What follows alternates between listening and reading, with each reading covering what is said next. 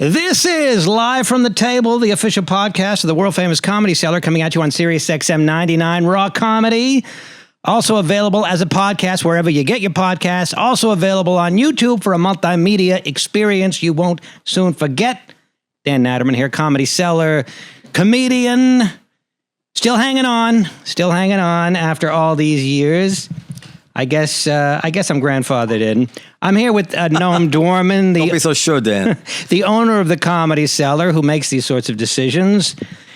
And we're here with returning, now Periel wrote me this intro for him. It says Destiny, also known as Stephen Bonnell, which is ridiculous, because Stephen Bonnell's his name. You don't say Destiny, also known as, it's Stephen Bonnell, also known as Destiny, also known as Mr. Borelli by Norman Finkelstein. One of 12 monikers I've been assigned by him, yeah. He is joining us. There's a lot going on. He's a prominent political commentator and content creator. Also a gamer, right? That's how you originally became known. I used to be. Okay. Well, once a gamer... You play it all anymore, or just... Unfortunately, or fortunately, I got diagnosed with ADHD formally for the first time last year, and I've been on actual medication for it. So for the past year, I haven't played a single game. Because of meds? Yeah, because I can just sit and read books and stuff. Oh, okay. I don't feel like I have to have my attention taken by some video game or something. I mean... it seems, that was your passion. And then it reminds me analogously somehow to how I felt when I hit my late 40s and my testosterone level probably fell just enough that I could think of things other than women. No, really. And then until then, I could never get through a book. And I discovered a whole new part of my life. Anyway. Well, good for you. Okay. Turn them up a little bit too. Former gamer. And there's a lot going on this week. We've got pagers and walkie-talkies, or as the French call it, you got pagers here? Talkie-walkies. No, we have no pagers. Okay. Blowing up all over Lebanon. We have an ongoing presidential race. We have a continued fallout from our interview with Lord Andrew Roberts about Winston Churchill. So I don't know what Noam wants to get into today. What I really want to talk to Stephen about is the election, because I don't agree with him. This is a person who, especially on Israel, but on many things that we spoke about last time we were here, I really see eye to eye with him, not just on the conclusions, but even the process of how you got there, which is more significant sometimes in terms of a connection with somebody, the same kind of. But on the election, I don't always agree with you. Although I would say that I would liken it to two people in the jury room who both agree that the defendant did it, but one may think it was first degree, one may think it was third degree. So it's not like a.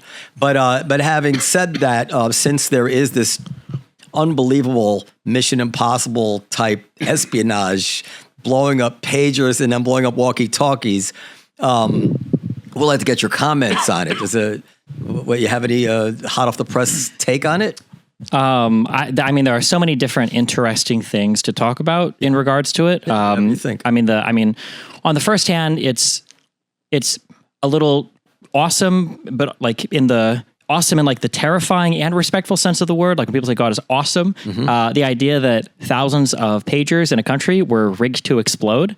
Obviously, the implication being how vulnerable or susceptible are other pieces of technology that are in other countries, especially my country, able to be taken over like that. That's kind of spooky. In terms of targeting or war crimes or collateral damage, that's never worth discussing in the Middle East, because literally nobody has any coherent viewpoint on that whatsoever.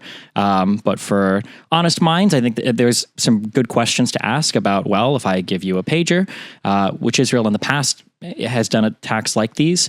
There was I wish I could remember his name. I think he was the named bomb maker in the West Bank, and I think it was the year 2000, where Israel passed a cell phone along to, I think it was his uncle, and he ended up passing that phone along to him, and there was, I think it was 15 grams of RTX, some kind of explosive, and when they knew that he was on a phone call, they detonated it.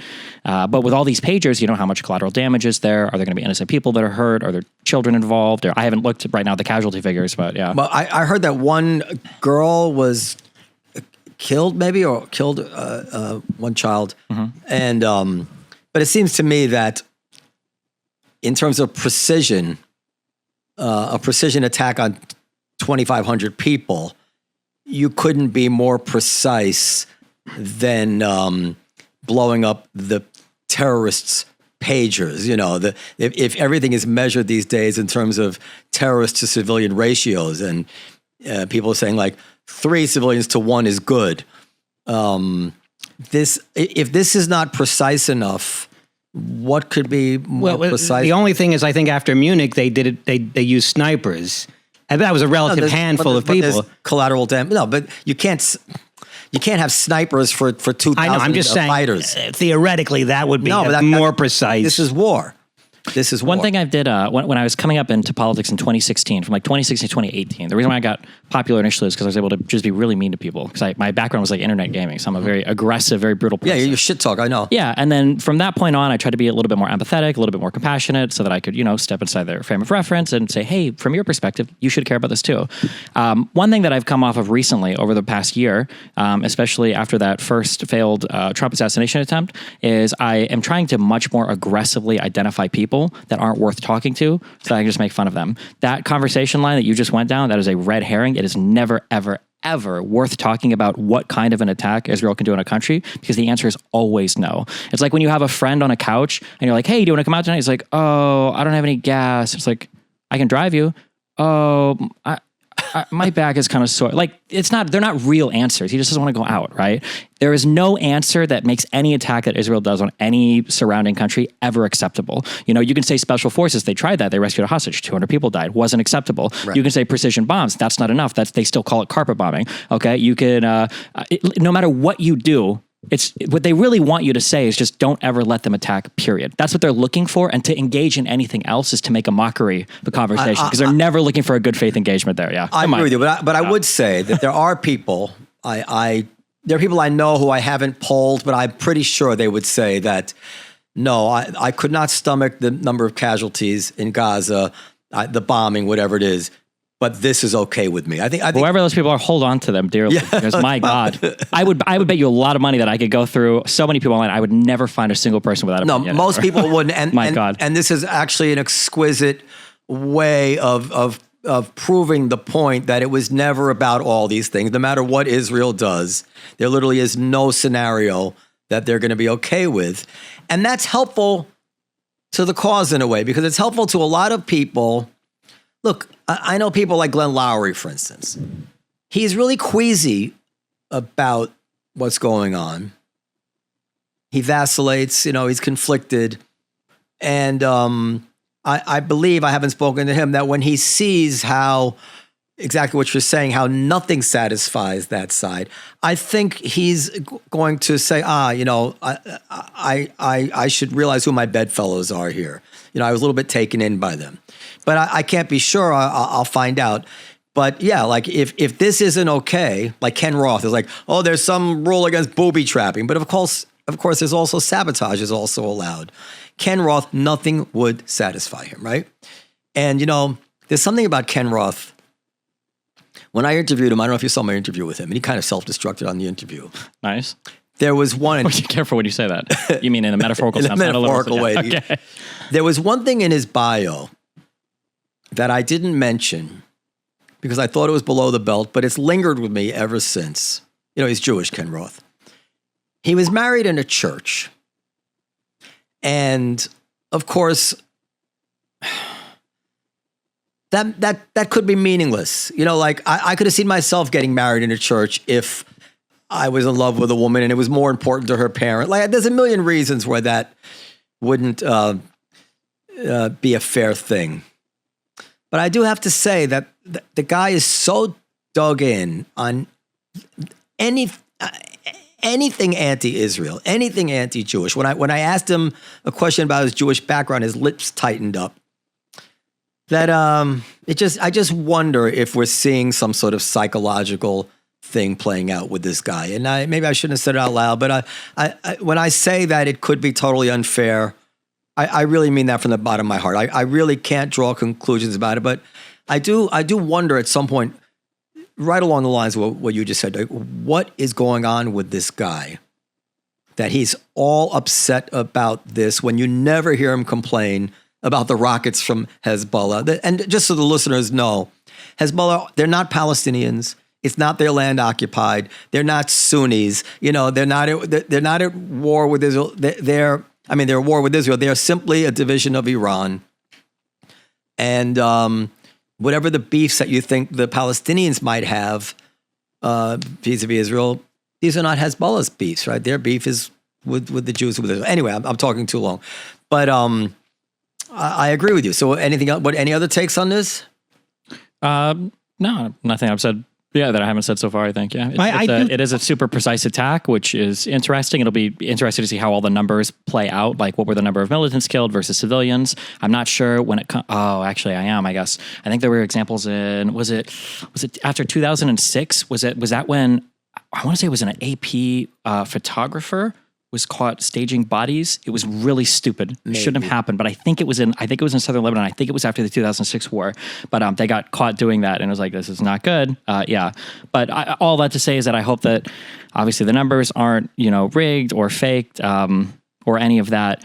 I had a similar experience with the background thing where I try not to, and at the end of the day, I'm not Jewish. I don't really care that much about the Jews and the Arabs and you guys fighting each other, whatever. It's not like a personal thing to me. But man, after spending so much time studying the Israeli stuff, every time somebody's like, "Oh, debate this scholar, read this paper," and I'm seeing like these very Arabic last names and shit, I'm like, okay. And it's the craziest shit I've ever fucking read in my life. I'm like, okay, well, all right. Well, there is obviously a correlation between your background and how you feel about things, and it's and when you and for Jews, there are a lot of Jews who have complex interactions with their heritage because of the all the different pressures. What do you want to say, Dan? Well, I just say, you're talking your point about, the people, no matter what Israel does, they're wrong in the eyes of certain people. I do think it's worth discussing for those people that do take international law seriously, and there is this doctrine of proportionality, which is ambiguous, but it does say, well, you try to use the means that are least likely to cause collateral damage, given the that's the point. The saying. objective. What could cause less than this? Well, certainly, nothing. I mean, nothing other than nothing. But I can't conceive of it. I've never seen anything. I can't conceive of anything.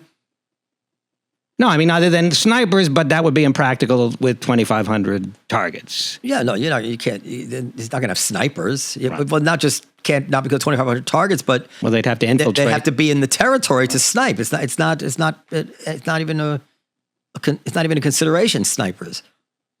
So yeah, all right. So that's that. So and what was the other subject you had, Dan? Oh, I missed Lord, the Darryl Cooper, the martyr made Lord Roberts, Tucker Carlson, the Churchill. There's a stupid phenomenon. I hate this. I hate everything online. I hate everything actually right now. I just hate everything. There's the closest I've ever been actually to moving. A misanthrope, is that it?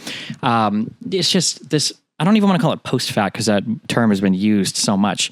But sometime, okay, we're older here. Yeah, okay, I am. Okay, you go into a place, all right, with a bunch of successful people. You see a young man who's very flashy, and you can tell he needs everybody in that area to know how successful he is, how good he is, how much he's achieved, right?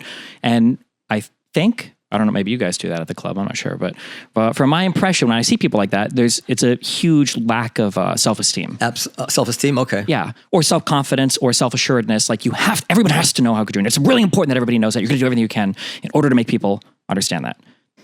And I feel like that's a thing that to me is immediately obvious. And if somebody were to question me on it, my desire to engage in that conversation is almost non-existent. Like somebody asking me if I want to eat like a pile of shit and then attacking me when I'm like, I don't really know. Like, what about with some salsa? Like, no. When there are people that there's this thing, it's called, people call it now jacking off, JAQ, just asking questions. Right. Okay. If you're Candace Owens, if you're Tucker Carlson, if you're any of these people, we get paid to sit way too much money to do news every day, okay? And these people shoot sometimes like 2 episodes a week, okay? Like an hour and a half, whatever. You have nothing to do with your time but read and study and understand what you're talking about.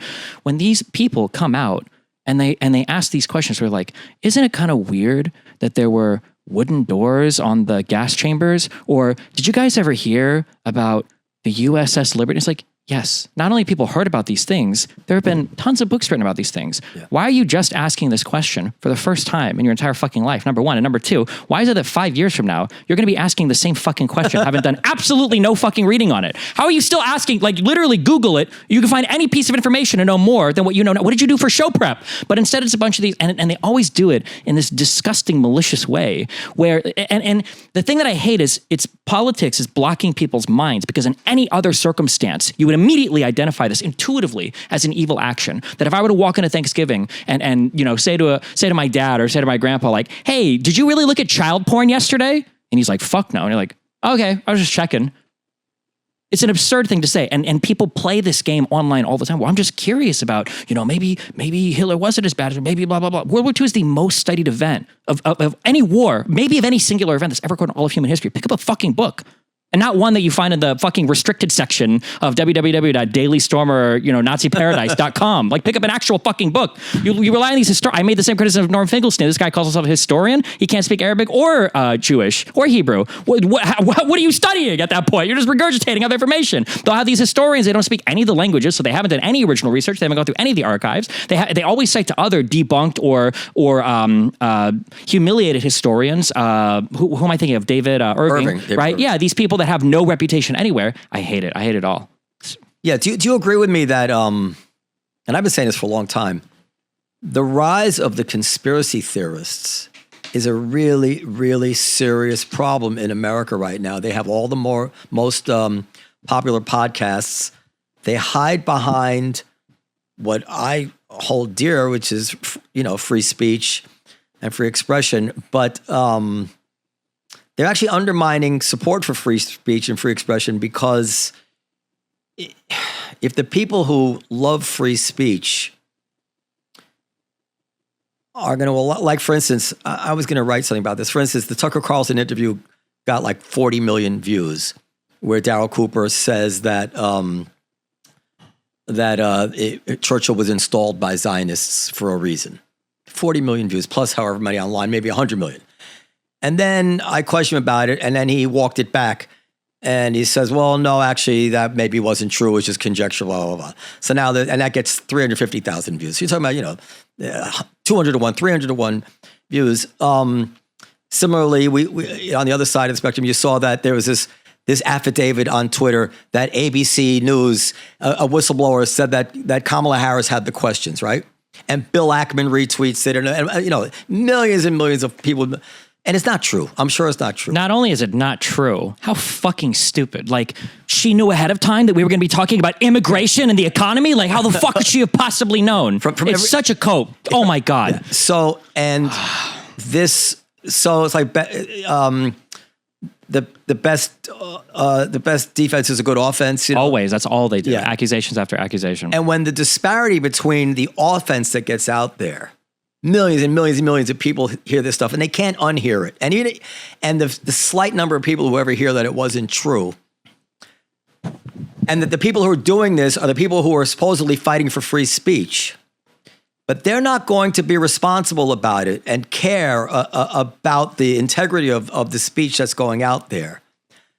Then the people who really don't care about free speech to begin with, they're not going to even worry about it. They're going to move because they're going to correctly say, this is damaging.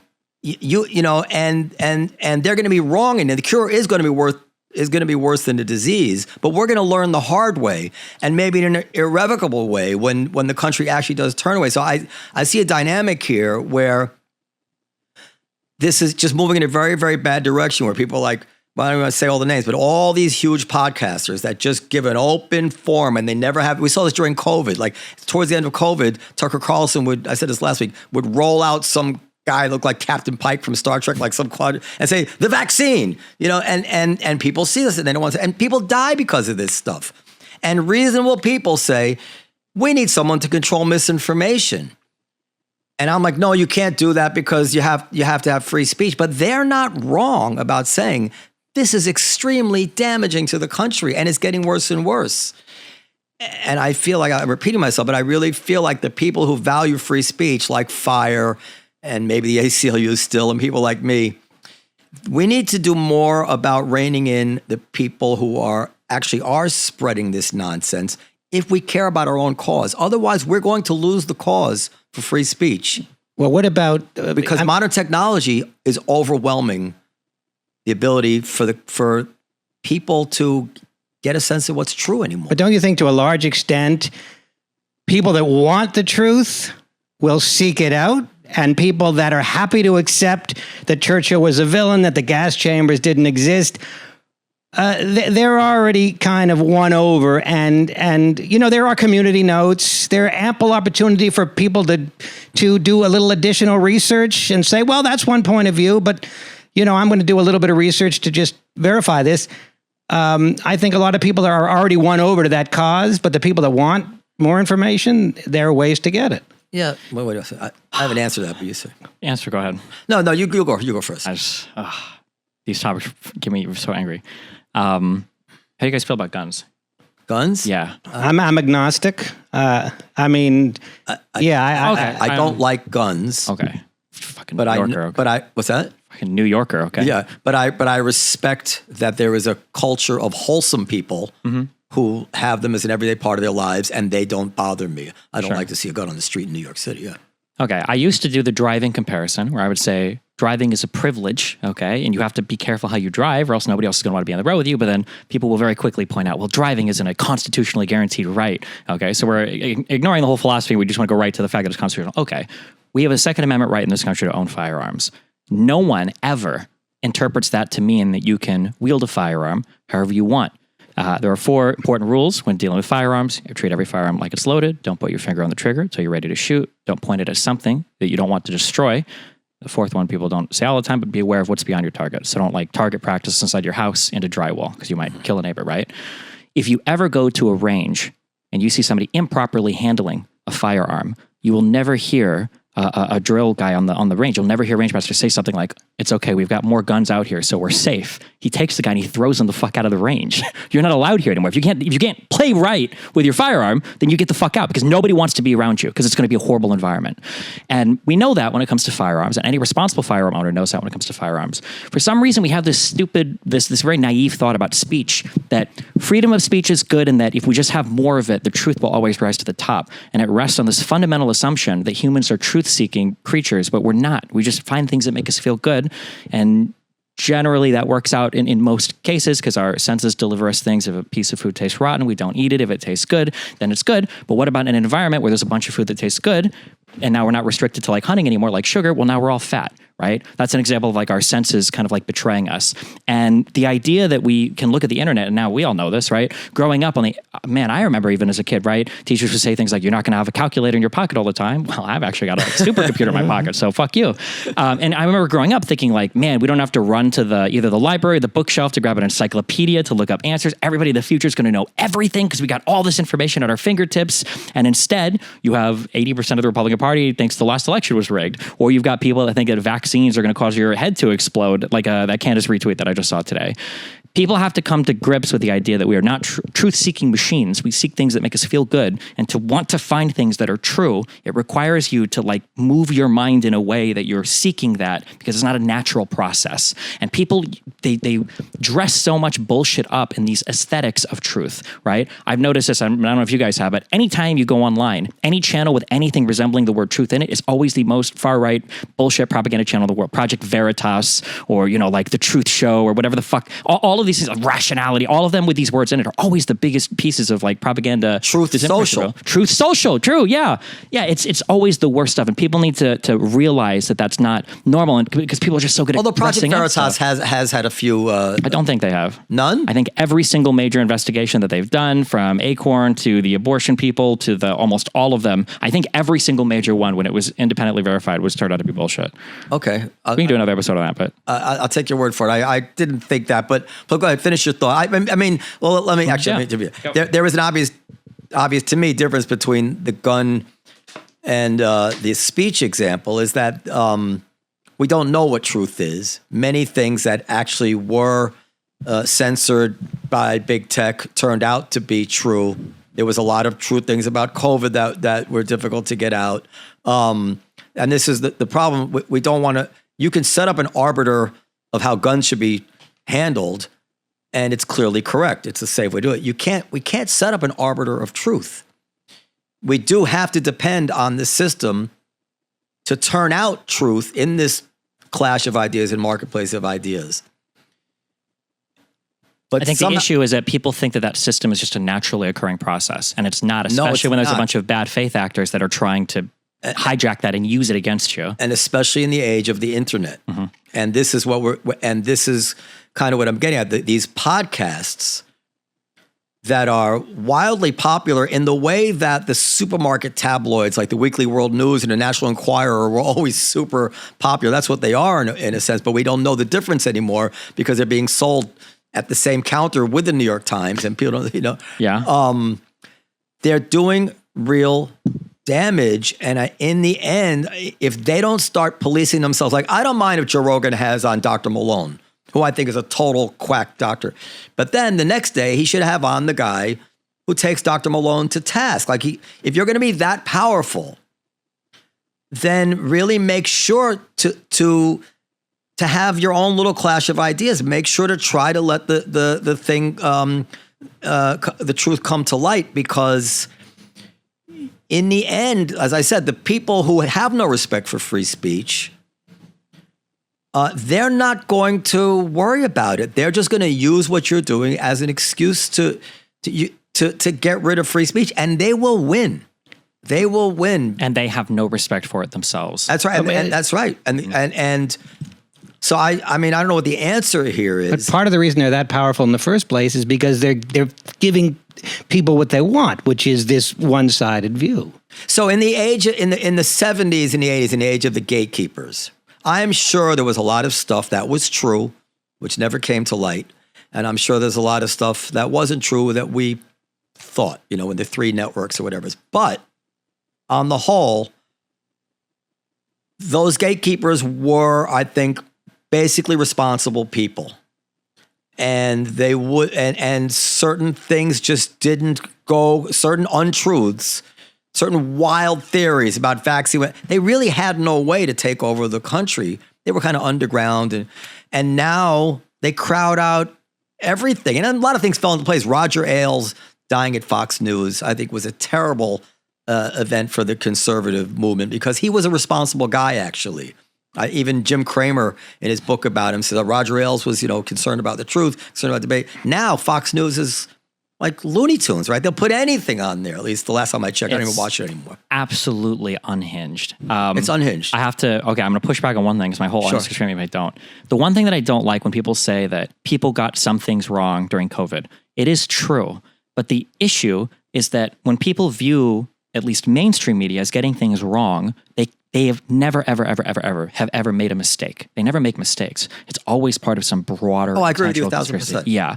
But the thing that drives me crazy is, for as much as the mainstream media might have gotten wrong about particular things relating to COVID, I do believe, maybe naively, but I can appeal to a massive body of evidence, of leaked messages, of social media perspective, that people are generally trying to get things right. You have to start from that assumption. If you think that people are fundamentally evil, this is why this is a good conspiracy heuristic. If you're going to tell me that the top leadership guy at the CIA made a plan with one other CIA agent to go out and covertly kill Americans, I could believe it. You're talking about two people there. It's possible. But if you're going to tell me that the entire intelligence apparatus is involved in going out and killing a bunch of Americans, these are normal Americans. That's a much tougher sell. I'm not saying it's impossible, but now I need some kind of evidence, because right off the bat, we're making a way grander claim.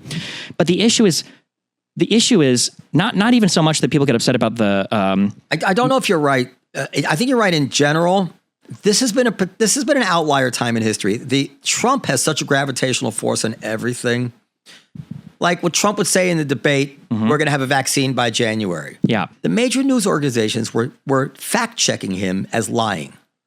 Now, this was astonishing. Obviously, the only reason they did that is because they hated Trump. Because you could call somebody at Pfizer and say, he says come out in January. They must have some source there would tell them, yeah, he's actually right. It might be out by January, right? I don't see who's doing the fact checks, but for as much as some people, because there were some statements made where it was either Pelosi or Hillary said something like, I'm not sure if I would need the FDA to say it's safe or something. That was Harris. Oh, maybe it was Harris. Yeah. Maybe these are probably not the most responsible statements. These are worlds apart from retweeting women that are fake shaking their legs, saying that I've got like vaccine injuries and like. And the question is, because what you just brought up, I will hear the same Fauci quote until the day that I die. Why don't I ever hear about? Because you know who was really wrong? Everybody talking about the vaccines. At this point, we were supposed to have mass deaths, mass injuries, you ever watch a died suddenly with the stringy things that were in our bloodstream? All the athletes were supposed to be dead. People were supposed to have horns by now. We were supposed to have vaccine mandates across the world. We were supposed to have vaccine passports everywhere. Like all of this stuff was supposed to happen. None of it happened. But there's no accountability. Why is it that everybody who not only banked supposedly their reputation on saying this was going to happen, they made millions and millions of dollars off of it? Why are they all operating with impunity and nobody held them accountable for anything? That's crazy.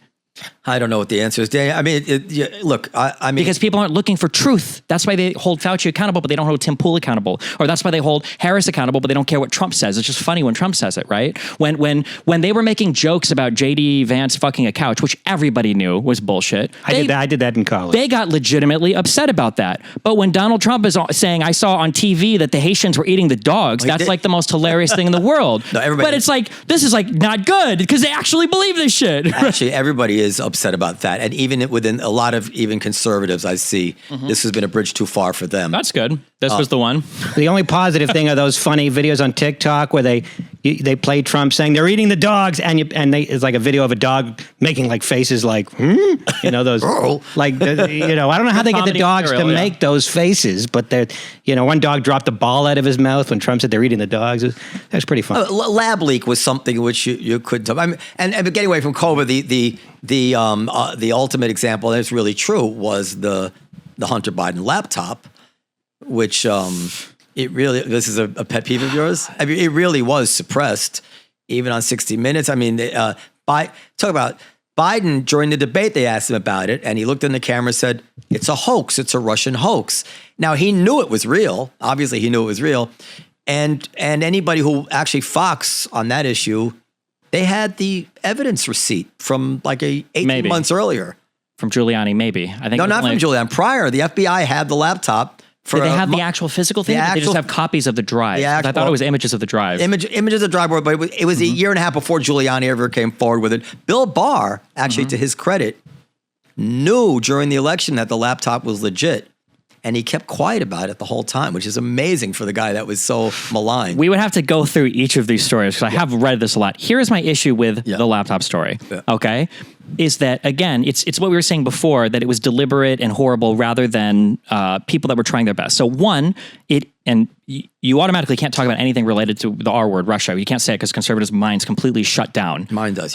Yours does? No. Oh, okay. I don't know. If my airplane pilot was a conservative and I said Russia loud enough, I think our plane would drop from They're all conservative, by the way, in that business. Yeah, okay. So there were concerns at the time that Russia was trying to intrude on social media platforms. I believe that the concern was genuine. I think it was genuine from our intelligence agencies. And I think now we've been fully vindicated, if not more than that, based on everything that's come out even recently. And before that, too.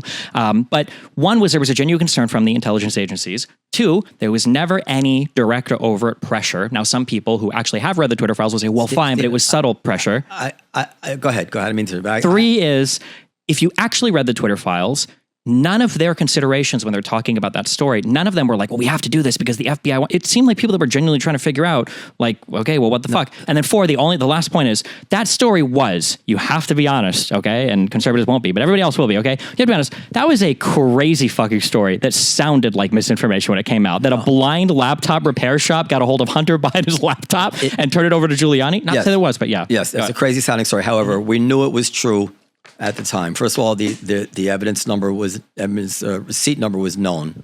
But more importantly, not one person whose emails, who either sent an email on the laptop or had an email sent to them on the laptop, not one person came forward and said, no, that's not my email. There was a whole laptop of emails. It was obviously true because if I could not fabricate emails to you, put them on a laptop, in 2 seconds, you would call up ABC. No, that's not my. Well, so what the concern would be is, let's say that I find a laptop, and let's say that it is your laptop. I could start inserting a bunch of information on that laptop, and then now I have your laptop, and I have emails from you to another person, and there's also child porn on it. And now it's like, well, fuck. Well, no, I'm not saying child porn, but there was, for instance, there's stuff there where his daughter, where Hunter says to his daughter, well, at least you don't have to give half your money to Pop like I do. And she never came forward and said, no, that's ridiculous. That's a fabrication. I don't think Hunter Biden is giving half his money to his dad. There's 0% chance. No, it doesn't matter whether he does or he doesn't. Okay. Point of it was obviously true. Okay. The laptop was obviously real, and I mean, I can show you my emails at the time. I said, this is clearly real. The answers where they tried to question people about it. I mean, listen, if a laptop appeared of yours that was full of fabrications, it would take 2 hours to prove that it was full of fabrications. It was such a simple thing to disprove. And then even since then, now that we know it was true, and we're way off the subject, and we know that Biden looked in the camera and claimed it was a Russian hoax. This is a deep lie. Well, hold on. Joe Biden said that. Yeah. Right. Does Joe Biden know if it's true or not? Of course he knows it's true. Why would he know if it's true? Because all the emails there that refer to him, he knows are real stories. I don't think just by emails, I don't think that'll tell you if the laptop itself is real or not, or if it's an authentically dropped off by Hunter Biden There's laptop. not a single email or text message that was on that laptop that mattered to anybody. That anybody implicated in those communications couldn't have said, this is not real. Come look at my computer. Like you wouldn't have to suppress it. You would love it because it would be such a wonderful way of showing that the other side was playing dirty. It's not, nobody can publish an email of mine that has nothing to do with me without me being able to disprove it instantly that it's not real. Yeah, but I think the worry isn't going to be about whether or not an email is disprovable or not, is that other stuff could be added to it if you don't know if it's actually that laptop. So like, say for instance, so nowadays, like every 2 days we get another email saying like, hey, 42 million passwords leaked. Hey, 12 million social security numbers leaked, right? When hackers get a hold of this information, oftentimes they'll go to ordinary email sites or ordinary sites, whatever, and they'll just start running down the list of passwords and common usernames to see what they can unlock, right? Say somebody gets into your email address and they've got a list of all of your emails. Copying like emails onto another computer is trivial. If you're using Outlook or some other whatever server, like you can do that very trivially, but then you can also start like inserting stuff. So let's say, for instance, let's say that you and I have traded emails, you've traded emails or whatever, and then a laptop gets released, and then you see a bunch of emails come off of it, and you're like, that is mine. I've seen that. Yeah, that's definitely my laptop. Yeah, I see all these emails are mine. And then they start showing emails that aren't yours. Well, what are you going to say now? Okay, well, those ones aren't mine, but those ones are mine? Yeah, that's exactly what I would say. But you're destroyed at that point. No one would ever believe you because you already confirmed it was your laptop. And now we already see that you're confirming these emails and other people have confirmed them. And you're going to say that the ones that are incriminating aren't yours? Truth, I say, listen, obviously they hacked some of my emails, but I never emailed Joe Schmo about that. And you can come check my computer. I'll give you my password to my Google account. Both me and Joe Schmo both say this didn't exist. But you could then not even believe that. But they never even had the nerve to say that. Why didn't they say that? Because they knew they'd get caught lying. Well, I think they didn't say it because you don't know, because you never want to come out and say anything because you don't know what the next thing out is going to be. It was, to my mind, if you game out how people would react if actually there was stuff on the internet claiming to be emails, purporting to be emails from somebody, and there were fabrications, forgeries, I would immediately say, that's not mine, that's not mine, that's not mine. That's it. I would immediately. So I understand what you're saying. I think that the public would look at that very strangely if you start confirming a bunch of stuff and say, well, okay, well, this new batch that just came out isn't mine. I think you're... And there was so much evidence. Anyway, okay, let's get to... There was... So but Trump, I don't know if you're so far gone that you won't admit that Trump has a effect on, the resistance, democracy's on about. People really regard Trump as such a threat that it's, and the peer pressure, there's a lot of things that have happened in the last 20, 30 years. Also, the newsrooms have become, like Uri Berliner talked about this on NPR, the newsrooms have become so 100% in the same direction, partisanship-wise. There's tremendous peer pressure to not be the guy who breaks the story that Trump was right all along. I mean, every story that was in, there's no story that broke the other way by mistake that actually broke against Trump by mistake. There was no story that was like, the story was how Trump was doing a good thing, Trump was telling the truth, whatever it is, and so, oops, we got it wrong, Trump was actually the bad guy. Every story has always been, Trump's the bad guy, and either it turned out to be true or it turned out to be a mistake. Because that's the way they lean. I don't think we've ever experienced that degree of diamagnetic force, like magnets push away from each other towards any candidate. Let's talk about this election because Sure. First of all, congratulations for getting on Sam Harris. You've arrived when you're a guest on the Sam Harris show, I think. Oh, I thought it was this one. I was happy to be here. No. I was bragging to Sam about showing up at the, no. And I think you're a fan of his? Yes, I would say. Cautiously. I'm a fan of his. Okay. I don't have big buy-in to everybody because everybody ends up going fucking crazy. And then I'm like, fuck, I used to like this guy, but he's insane. So, I try not to. Sam, right now, where he's at this particular moment in time, I like him. Was there a time when you disagreed with him? Yes, when he started, but I think he realized it, and we both had our journeys. There were times but I think wasn't he originally part of that intellectual dark web? Yes. In the very beginning, yeah. And then I think he eventually was like, okay. But he's the guy who kind of stayed constant, and the rest of them kind of, I think, lost their way. Yeah. Well, depends on how you view that, but yeah. Anyway, excuse me, I was happy to see that. But I think that I view Sam as somebody who was trying to be honest, and all the people around him were like, oh my God, I actually really like this opinion. And then as he continued to be honest, when that started to butt heads with the opinions, then the opinion people all went off in a different way. So, yeah. So you guys had a love fest on just bashing Trump. Absolutely. Just bashing Can't him. do it enough. And I don't feel quite the same way because it reminds me a little bit of people who want to talk about all the abuse of civil liberties that went on after 9/11 and the FISA warrants, and they're right about the excesses of government and surveillance and all this stuff that went on. But what they never do is bring in the other side of the ledger and say, well, yes, we had these abuses of these new laws, but we stopped this 100 terrorist attacks. And now we have to grapple with the trade-off. Well, we could have never had these surveillance laws, but we might have had these horrible terrorist attacks. So with Trump, before we get to January 6th, I am such a believer that racial preferences were tearing this country apart, and we're going to tear this country apart, that just on that one Supreme Court decision alone, which has, put the stake in the heart of racial preferences in a multiracial society where Asians can now be considered as human beings when they apply to college rather than, we want to take immigrants. We want to take them from everywhere. But once you get here, we need to know exactly where you're from. That to me was probably worth the 4 years of Trump, because the alternative would have been a Hillary court and maybe racial preferences for the rest of my lifetime. That's the ledger. How do you feel about just that one example? You follow me, right? Like, it's easy to say. Following you.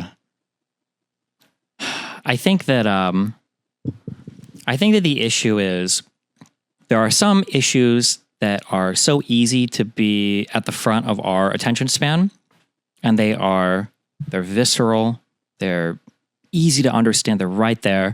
And racial preferences and affirmative action seems like a thing that feels really bad, and it's easy to have a very strong opinion about it.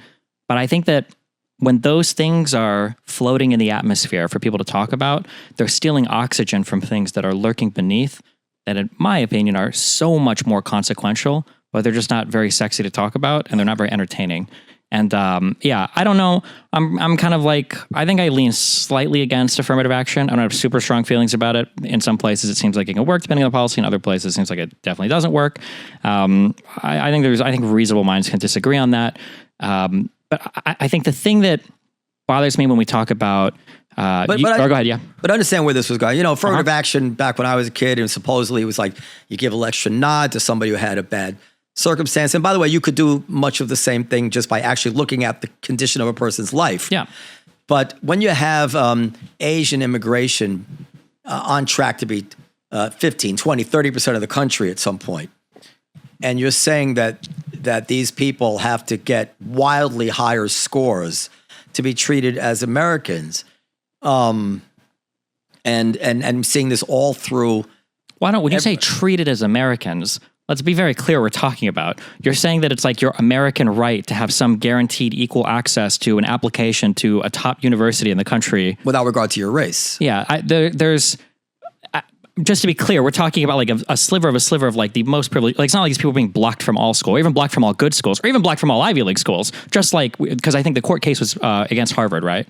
Yeah, Harvard. Yeah, but I mean, obviously, it has implications for everybody else. Not to say that it's acceptable or good, but I'm just saying we're talking about like a subsection of a subsection of a subsection, right? The highest achieving of all the Chinese immigrants of the immigrant population that are going to, yeah. But it's pervasive through not just colleges. It was becoming almost expected way that employers were supposed to look at the world.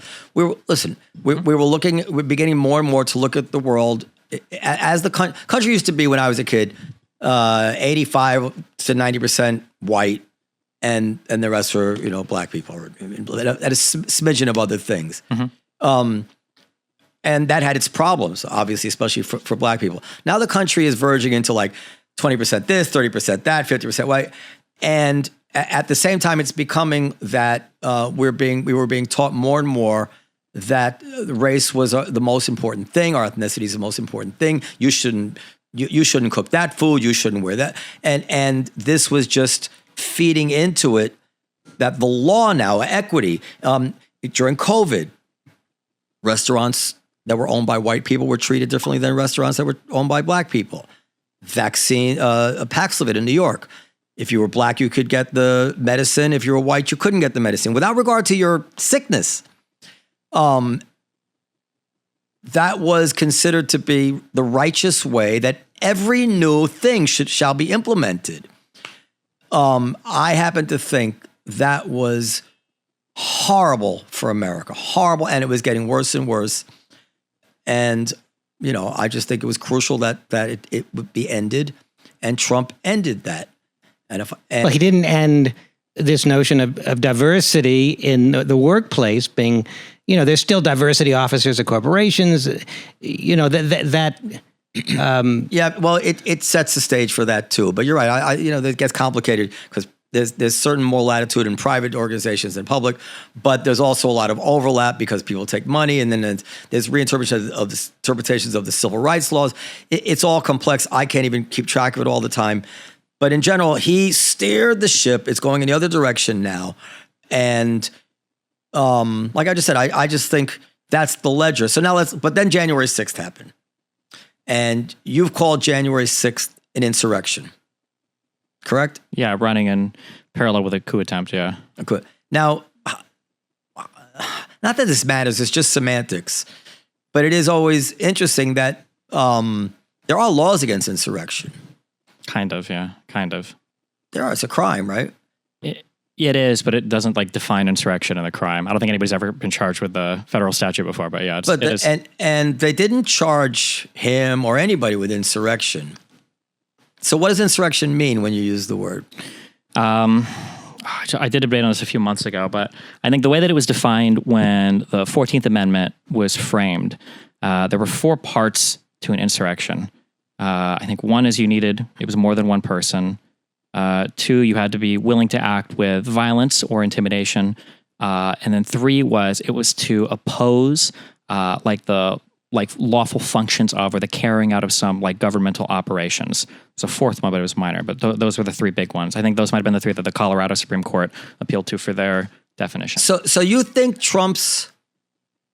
See, the way I saw January 6th, I think I'll fast forward. I think the biggest thing that the most outrageous thing about January 6th was what we learned after after shit hit the fan, after they found these rioters were inside the building and they're urging Trump to do something, tweet something, stop this. He just kind of sat back and enjoyed it. That is fucking outrageous. I don't criminal. No, I don't think it's criminal. I don't think that's criminal. It could be impeachable. I don't think it's criminal. I don't think Trump meant or even conceived that they would get inside the Capitol, let alone that he thought that he could change the presidency through violence.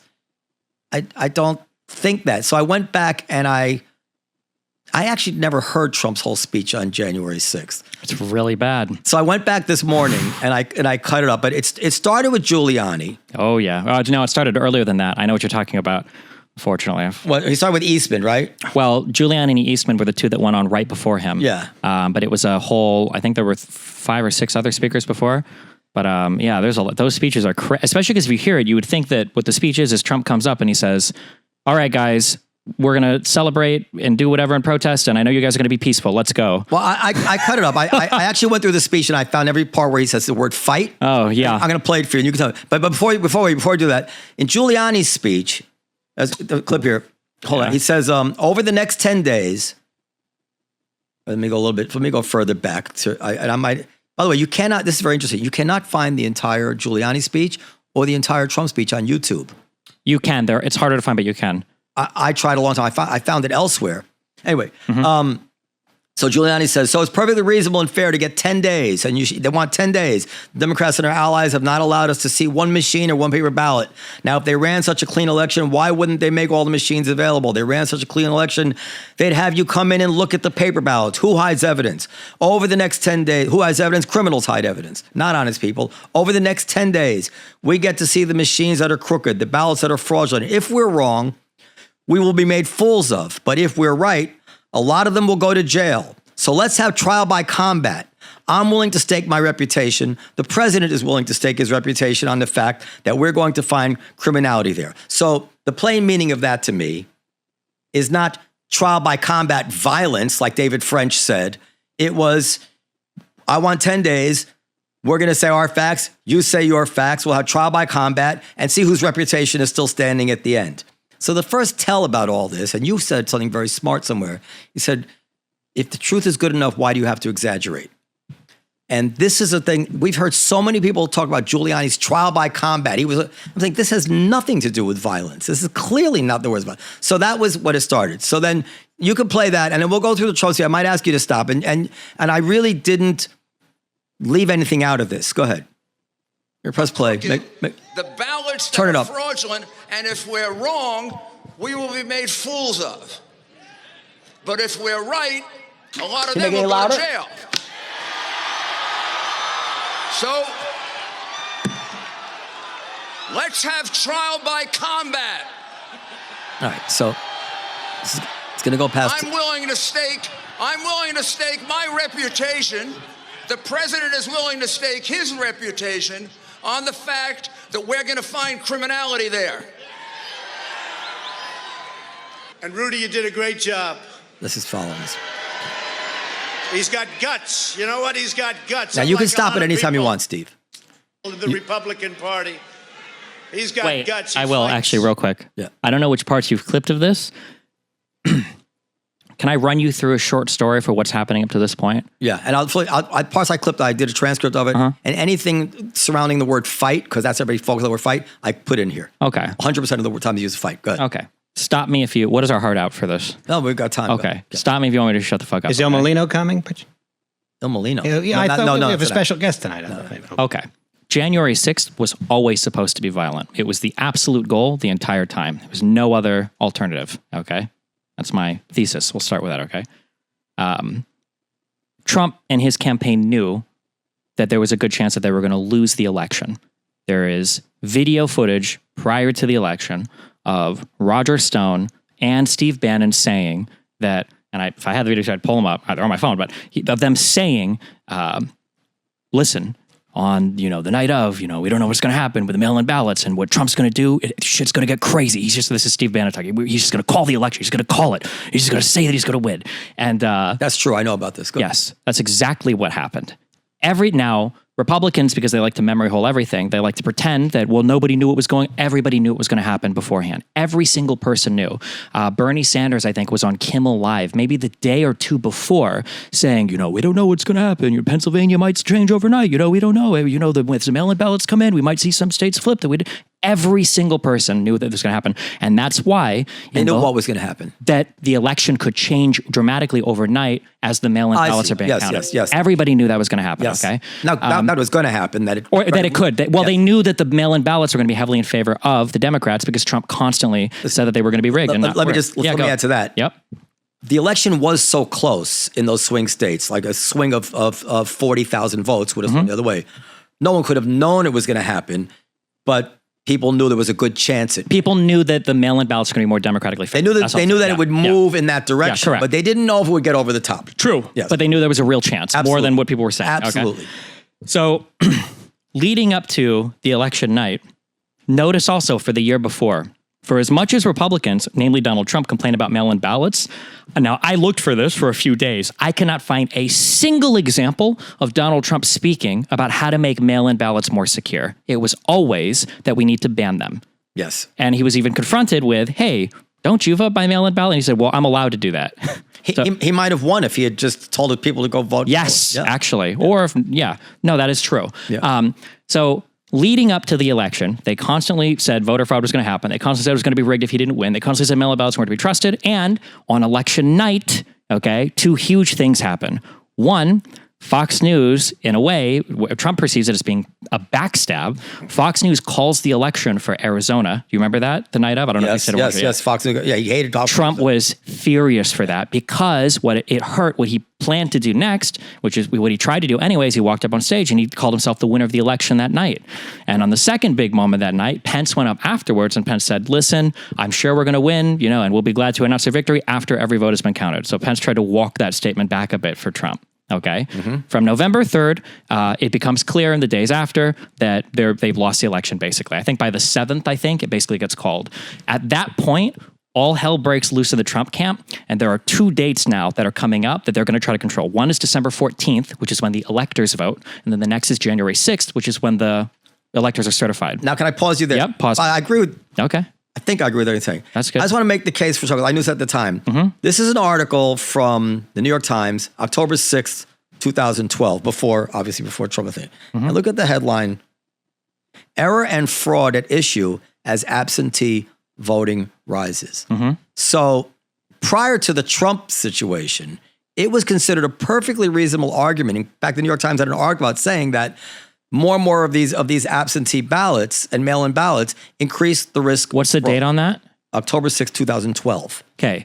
When these articles are written and these things happen, what happens is the counties get together and they figure out how do they tighten up their elections, which is what did happen, which is why when people ever bring up the Dominion voting machines and being rigged online, those things, all of them produced a paper ballot. Every single Dominion voting machine, every single voting machine in the United States, none of them were done purely electronic. All of them did paper ballots. That's one correction that people made because they were worried about things related to error or fraud or whatever. Maybe you're right, and maybe that was known, that wasn't known, but it does seem like it was not unreasonable. It was. Wait, hold on. Okay, let me keep going, okay? Okay, stop me, okay? Let me keep going, okay? Yeah, go ahead. So election is called at this point, okay? They are desperate and they have to find ways to stop basically the election from continuing. They can't let the electors get certified on the 14th and to have them vote, and they can't let the votes get counted on the 6th. So from that point, we get things like the Kraken from Sidney Powell and Giuliani and all these crazy conspiracies. Tell people what that is, if people are not going to remember. No, they don't remember. No one knows what the Kraken was. Supposedly, the Trump and his cronies launched basically 64 court cases in different jurisdictions around the country to try to focus on these 7 states to try to get the elections flipped. But what happened was... There was always some huge factual basis that was about to be uncovered. All of and it, always every single one, it wasn't that it didn't pan out, it's that they were fucking bullshit. Yes. They were utter and total bullshit. So... they were stalling to try to hope to find something that actually would exist. No, because they knew nothing existed. They were stalling so that they could steal the election. Okay. So as they move through these different claims, like 2 I can think of off the top of my head is 1, do you remember the huge thing in Georgia with Ruby Freeman and her daughter and the ballot boxes being pulled out and everything else? Vaguely, yeah. This is a really big one. The Georgia one was a really big one. If you watch the video, and I hate that I've sat through dozens or hundreds of hours of these stupid fucking testimonies at this point. If you watch the video, her name is something Deason. She was the lawyer for Giuliani that presented this to the Georgia legislature. Okay, and we can find the full videos online. Okay, but if you watch their presentation, they roll this video up to like 9:59, and she says, "Now watch what happens to the ballot boxes here. Go forward to 10:30." Okay. Now the next day they released the full video footage, and from 10 to 10:30 they sealed up the ballot boxes because they thought they were going home, and they slid them under the table. That's what they did. That's where they came from. Mm-hmm. But in the video, was she showing this to the Senate, the Georgia Senate, she's telling him to skip ahead to watch the video. And then when the ballot boxes are pulled out, she's pretending like she's never seen them before. Okay. There are a litany of egregious, blatant lie. That's a lie, right? And she's saying, we have no idea where this came from. Bitch, back up 30 minutes and watch the video footage you just told him to skip over. You know it's a lie. Trump's behind that lie? Trump and his campaign, yes. Giuliani. Fast forwarding to the very end of that lie, because Ruby Freeman and something Mason, her daughter, were both implicated here because Giuliani and his cronies all called them out by name. She was running the ballots 3 times over and over and over again. This is a lie that was debunked that night. It was debunked by Raffensperger. It was debunked by the Georgia... the CEO, Gabriel Sterling, I think. It was debunked by 50 different news outlets. Trump repeated this lie all the way up until January 6th. The status of that lie right now is Giuliani was sued for defamation. And Giuliani's defense in 4 parts, on part 3, Giuliani said, actually, I did lie, but it's my First Amendment right to lie, so I should be allowed to do that. He lost the case for $147 million. That's why he's in bankruptcy proceedings right now. Okay, that was Giuliani. Sidney Powell, when she got taken to court, Dominion was, I won't go through all of these, but the Dominion was another one. When Sidney Powell was taken to court, Sidney Powell said, I can't be sued for these statements because these weren't statements of fact, and a statement has to be actionable for it to be qualified as a defamation statement. And nobody who was watching me talk about Dominion machines being created in Venezuela with orders of Hugo Chavez, obviously this was just my opinion and these weren't statements of fact, despite the fact that they were in court filings. Okay, so they were filing bullshit cases. They knew they were bullshit cases. And by the end, when they were forced to admit, in court what was going on, they said that they fucking lied on all of them. And every single person behind the scenes was also telling Trump and his cronies and his campaign this shit over and over and over and over. So let's take this. Let's take this to what it implies, and I'll get back to the speech. Yeah, it's all gonna come down to this question of whether or not people think that Trump knew he lost and was just outright cheating. He did. Or people think, no, the guy's such a narcissist. No. He actually believed impossible. And you believe that as a matter of a civil standard, you're more likely than not, or you think you could prove beyond a reasonable doubt that Trump knew he lost and was cheating. Well, it depends on what the Supreme Court will let you review for evidence now, because a lot of it is not reviewable. But you think whatever beyond a reasonable doubt, absolutely, easily. There's a huge thing. Again, there are so many stories. Also, the nice thing about my conspiracies is all of these are available in testimony, deposition, under oath, investigation stuff. None of this is like conspiratorial, like, oh, I read this on a weird website. All of this is super in the open. Okay, you don't see a psychological. It's problem playing out here. There is a way for that. A Donald Trump psychological issue here. You see, if it's that bad, then he needs to be institutionalized. Because he's experiencing psychosis. Well, I know a lot of people who are in denial. This isn't just denial, though. This is him asking people around him to lie in order to further the. Well, listen. I go back and forth. Go ahead. But how do you go from there to this was always meant to be violent? Sure. So, are you familiar with the fact that on December 1st that Barr gave an interview with the Associated Press? He gave a big interview with the Associated Press. It was pretty. People would never expect Barr to do that. Barr did it because Trump, the week prior, had been saying the DOJ is asleep at the wheel. We don't know where the DOJ is, and the FBI, they're silent on this issue. Barr had opened investigations, and in late November, he tried everything. Barr couldn't find anything. There was nothing to investigate because every single claim was some bullshit affidavit, some stupid fucking report from some no-name person. None of it was actionable. Yes, There's nothing to investigate. I would wrap everything up you said in a bow, and I don't have all these details in my command, but I've made the following argument to people that Bill Barr and Mike Pence, both of whom were on the ballot, Mike Pence directly on the ballot, Bill Barr to office, who more than any voter wanted Trump to win, were intimately involved in all the details, and they didn't even give it a second thought. It was clear to them that there was no case there. But not only that, though. And that's good enough for me. But Trump was firing those people and bringing in people to try to make it work. Right. I'm saying and the way these were Trump's henchmen. Yeah, exactly. Right. Yes. These were Trump's henchmen. Yeah. But the way that they tried to make it work. So Barr quit. If there was any ambiguity to the factual record there, Barr and Pence would have been highly motivated and within their rights to say, listen, we need to look into this. It's only fair. I don't want to go back to civilian life. I'm the vice president, so give us a second. There was nothing which Mike Pence thought was significant enough that he said, hold on a second, let's go slow here. We need to explain this first. Nothing. Not a thing. That was all I needed to know. So Barr quits the DOJ on the 14th because he's like, fuck I'm done. So now there's a funny story supposedly where Trump threw a plate at the wall, I think on the 13th over a dinner where Trump and Barr were screaming at each other. But on the 14th, Barr resigns. The next day when new acting attorney general, new acting deputy attorney general, it's Jeffrey Rosen and Donahue. Donahue and Rosen come in and Trump runs through all the same election lies with them to see if they believe any of it. And then they don't. And then after that, Trump starts to speak to somebody in the DOJ called Jeffrey Clark, who was like the head of like the environmental law department. So let's not get too We're not getting too into it. This is really important. I promise. I'm skipping over so much. Okay. He asks Jeff Clark. I love that you know all this. I hate that I know all this stuff. No, it's all. He asks Jeffrey Clark to write an email that the two new attorney general heads are going to sign to send to each of the 7 states saying, hey, we've actually found a lot of voter fraud. So we're going to need you guys to go ahead and pull your electoral votes. Okay. So Jeffrey Clark writes that email and then he gives it to Donahue and Rosen to sign and they say, we're never signing this. This is fucking insane. And then Trump threatens to make Clark, and he does for 2 hours, the head of the DOJ. And this culminates in a meeting on January 3rd with like 10 different people in the Oval Office that ends with basically half the DOJ. All of the associate justices had signed onto an email because Rosen and Donahue were like, we're going to talk to the whole DOJ and figure out. And they're basically, half the DOJ is going to quit if Donald Trump actually goes through with making Clark the head of the DOJ, which he wanted to. When Donald Trump was talking to Donahue and he was asking about this voter fraud stuff, the quote, and Donahue wrote this down, he's like, Jesus Christ. Trump said, I just need you to call the election corrupt and leave the rest to me and the Republicans. The Republicans he's talking about were the 11 Republicans that he had to object to the election certification.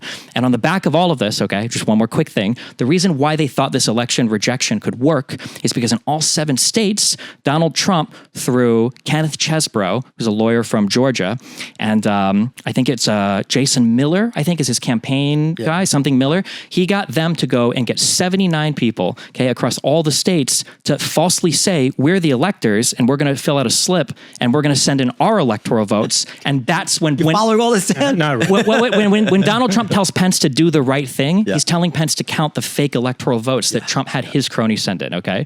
So everything that happens on January 6th is the culmination of like all of these moving events. There are 7 fake electoral slates that Trump wants Pence to count. He wants them to keep objecting to the certification of the vote until eventually they stop, to muck it up in the courts. That's why they keep saying we just need 10 more days. Because Eastman and everybody else thought they're never going to challenge. I say Uncle Fudd. Yeah, go ahead. The question, I got it. The question is this. Yeah. Do you think Trump imagined that these people were going to get inside the Capitol? Yes. That to me, that's where I lose you. Why did he want them to come on January 6th? What was the plan? When they were going to stop the steal, how were they going to stop the steal? Well, we're going to go through the speech for that. But to me, I used to joke when Hamas on October 7th was so incredibly successful, in terms of their horrible aspirations, and they found themselves in Israel for 6 or 7 hours unanswered. I said the only people more surprised than Hamas to find themselves in Israel were the January 6th protesters finding themselves inside the Capitol. Like, there's no way you could imagine that you're going to walk into the Capitol building of the United States of America. There are guards there. They have guns. They're going to shoot you. You imagine this is the most protected building in the country, if not the world. And we have this plan. We're just going to get a bunch of guys and we're going to walk right in there. We don't even have guns. Like, we might have some pitchforks. I don't know what they were carrying, but nobody could count on that. And that's what I think. But I think the plan was to have such a raucous riot outside to intimidate whatever voters, whatever senators he needed, to give them their extra 10 days to go through their nonsense.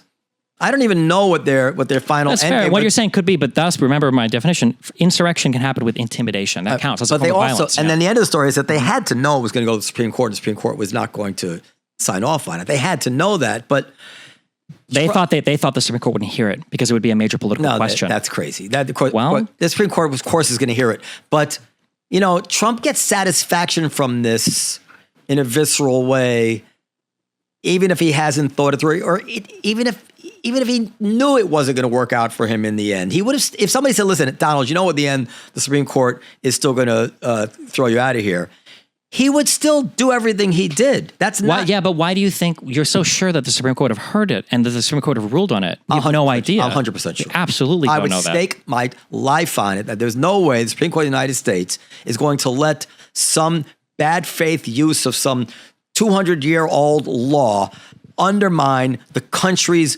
voters. The Supreme Court is honorable. Like, you could disagree with them. What about, I mean, look at the immunity decision. Nobody thought they would have done that. The immunity decision, no, that's not true. Everybody knew there was going to be some immunity. There had to be some immunity decision. Absolutely not. No. Everybody knew there was going to be some decision on immunity. And as a matter of fact, if you read the article that just recently came out, even Sotomayor was going to work together or whatever. Nobody thinks Roberts is not an honorable guy. Roberts is a hack. No, if you he read is Roberts, an absolute hack. but You should read Roberts. Gorsuch writes well. But he's not. Kavanaugh could write well. Amy writes well. He is not a MAGA guy. He is MAGA to the end of the earth. The Supreme Court did not stand by Trump when he was trying to keep his tax returns. Many times they didn't stand by Trump. Roberts is the guy who upheld Obamacare. Roberts, I think, is probably a never Trumper. Supreme Court. There was a huge article that just came out saying Roberts was taking over writing the majority opinions on a lot of these things. He took over the majority opinion because it looked like Alito was compromised. Alito was not compromised, but that his reputation was the appearance of impropriety. Yeah. So he didn't want his decision to be tarnished by that. That's a smart thing to do. This is where I really don't agree with you. The Supreme Court may be conservative. They are patriots. They are certainly not beholden to Donald Trump, especially Roberts. I don't think there is a true American that exists that could think that the president of the United States is beyond criminal charge. That's an He didn't say that. He did. It's unfounded in history. He did not. Stephen, you're incorrect about that. He just said that certain aspects couldn't be put into evidence, and he sent it back to the lower court. Even Amy Coney Barrett, who concurred in the decision, wrote in her footnote, "It's pretty clear to me this is not okay." Like, they gave Chutkan. No, hold on. That's very not true. So Roberts outlined he created 3 new categories of behavior. Part of what you were saying is true. The Amy part wasn't true. Roberts created things called core immunity. He has actions called presumptive immunity, and he has actions that give no immunity. Yes. None of these things are found in the Constitution anywhere, because he's invented these things because he thinks they sound good. So core immunity is when the president is acting on his own to do whatever, okay? Things that only the president can do that are preclusively and conclusively prescribed by the Constitution. But what does that look like? Like, for instance, if I were to, so everything that I said about the DOJ, Steve, listen, okay. There's a hold on. Wait, I'm sorry. Wait, I got to do this last thing. This decision is crazy. The citations are horrible. Fitzgerald is misquoted and abused horrendously. That was a case over civil prosecution. I actually think the decision is correct, but okay, yeah. Somehow they couldn't. An alternative decision would have meant that Barack Obama could be charged with murder. Absolutely not. No. Yes, he could. Listen. Yeah. What Roberts, and he says it in the end, is, you know how they say a grand jury can indict a ham sandwich? It's also not true. But what's not true? All of that. That a grand federal convictions are like 98%. No, that's not a conviction, indictment. I understand, but you don't indict somebody if you don't think you can win a conviction. There's a reason why the indictments land at like 98% in terms of success for federal court. Well, but we saw Trump indicted and convicted on this nonsense charge. It wasn't nonsense. No. He was stealing campaign. He was taking illegitimate campaign contributions to hide a story about himself and lying while falsifying business records to do so. If a Democrat had done any of that, people would be losing their mind. It's the opposite. He didn't use campaign contributions to pay off Stormy Daniels. He took what counted as a contribution in kind because Cohen was making the payments for him. Right. But go ahead. Okay, sorry. I think that's that decision was crazy, and it will be overturned, in my opinion. The one decided in front of a jury? Because New York. You have former. Well, let's not get. We can't talk about it. We have former FEC commissioners saying this is not a campaign contribution.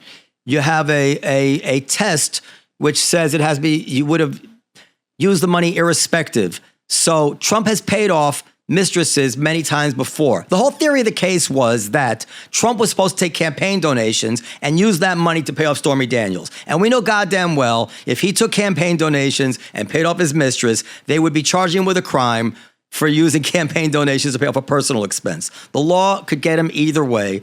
And then it wasn't a New York law anyway. New York managed to somehow attach itself to a federal law. I didn't remember all the details. Okay. But they are trying, I don't remember what we're talking about anymore. Sorry. What the fuck's the matter with you? So. We were talking about the Roberts immunity thing. You said for immunity. I think that it's, I just can't go that far with you to think that the Supreme Court of the United States would be not just lack patriotism, would be underselling it, would be completely and totally corrupt to end American democracy on behalf of Donald Trump knowing that he lost the election, and they would sit by and allow him to become president. That's just... One thing that was never addressed for the immunity ruling, if somebody was president and they ordered an assassination of a political rival in the United States, then the Supreme Court has said that you can't touch that behavior now. No, the Supreme Court said there's certain evidence. Let's talk about it another day. Sure, okay, that's fine. Also, if you want to talk about this another time, you can bring any lawyer, whoever. I will gladly argue this. I debated a lawyer on this. Okay. They didn't say that. They did. And I guarantee you that if a president ordered a SEAL team to kill his opponent, he would go to jail. Anyway, I can't. You're good. So I think. For those of us who didn't read the Supreme Court decision on immunity, why do you think that a president using the SEAL team to assassinate a rival would go to jail? The argument would be that it was the lower court would have to decide whether or not this was purely a governmental decision or it was also a personal decision. And the lower court would certainly find this was a personal decision and not immune. And there's just no way the Supreme Court is going to overturn that. And I think that was the whole brilliance of the Roberts decision, is that he's allowing the lower courts to decide these things. Just to be clear, Roberts explicitly wrote that story that I told about the DOJ, where Donald Trump was telling the DOJ, you need to send out a fake letter to the states. Roberts explicitly said that that was off limits. That's core behavior. Right. And that's the president doesn't have the power to tell the DOJ to lie. Now, they turned around and they've taken out some of the evidence and they re-indicted Trump. And Chutkin, I predict the Supreme Court is going to let that stand. They're going to appeal it against the Supreme Court, and I predict I'll bet you $1,000. Justice Roberts will say, we'll let whatever the lower court decides is okay with that. They are not going to once again intervene on that decision and find Trump immune. The question isn't if they find, the question is now. Do you accept the $1,000 bet? Well, I don't know if we know what we're betting over right now, because the issue is, albeit gambling is illegal. Well, so the olive tree. Here's the issue. The issue is, one, the damage already been done. But the big issue is what's going to happen now is every single charge here that's in here is now going to be looked under this presumptive immunity lens. And now Trump's lawyers and Jack Smith they're going to be going back and forth, and it's going to wind up before the Supreme Court again. So now the question is of every single behavior listed, will the Supreme Court say, okay, you're clear to go ahead on all of these behaviors, or are they going to take out like a few more things where they're going to say, you probably can't touch that, and maybe not that, and maybe not that, but everything else can stand? The issue is, if you're going for a conviction beyond reasonable doubt, anything you take out like makes the case weaker. So it could be that by the end, they take out 3 or 4 things, but the case goes through. But now you've got a case that's weakened because of, Do you think it's okay for a, partisan prosecutor to haul the president into court on some charge and then be allowed in discovery to have access to every conversation that goes on in the Oval Office? That's how, if we don't like how our system works, then we should change our system.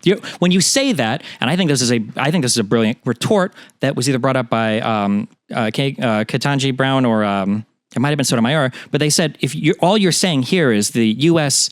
Criminal justice system is not to be trusted. It's horrible. That's what you're saying. If you're saying, can we really trust somebody to not bring a horrible indictment and a horrible corrupt judge to let it go through, and then a horrible corrupt discovery No, we know that there are corrupt indictments all the time, and of course, political temptations with something like Donald Trump are huge. But we also know that the Supreme Court created the concept of executive privilege. The court has created doctrines in the trade-offs of making everything work.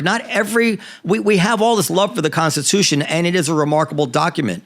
But newsflash, not everything was thought through, and not everything has stood the test of time in terms of being able to work for a government which has way more responsibility and way more authority than they ever conceived of in 1789, And, I agree with you. And technology and nuclear bombs and there's just so much more going on. I agree, and the Supreme Court is important. And I think that it's reasonable to say, does executive privilege exist? Maybe there are things that are said between the president and somebody else that we should know about. Sure. And Roe versus Wade was created by the Supreme Court, and you support that. I don't know. That probably wasn't a good decision. I'm saying, but it's not like immunity. And immunity, prosecutors have immunity in law enforcement. Nobody has criminal immunity. Not criminal, but qualified immunity is a way different thing. No, qualified immunity is for the police. Yeah. And prosecutors have civil immunity in regular criminal cases. True. Civil immunity. And the president has civil immunity, which was fair. The president should have civil immunity. I think some people can have civil immunity. That's fine. You want people suing prosecutors and suing the president and everything all the time? Sure. There is no question that they're going to be able to, that unscrupulous Republicans,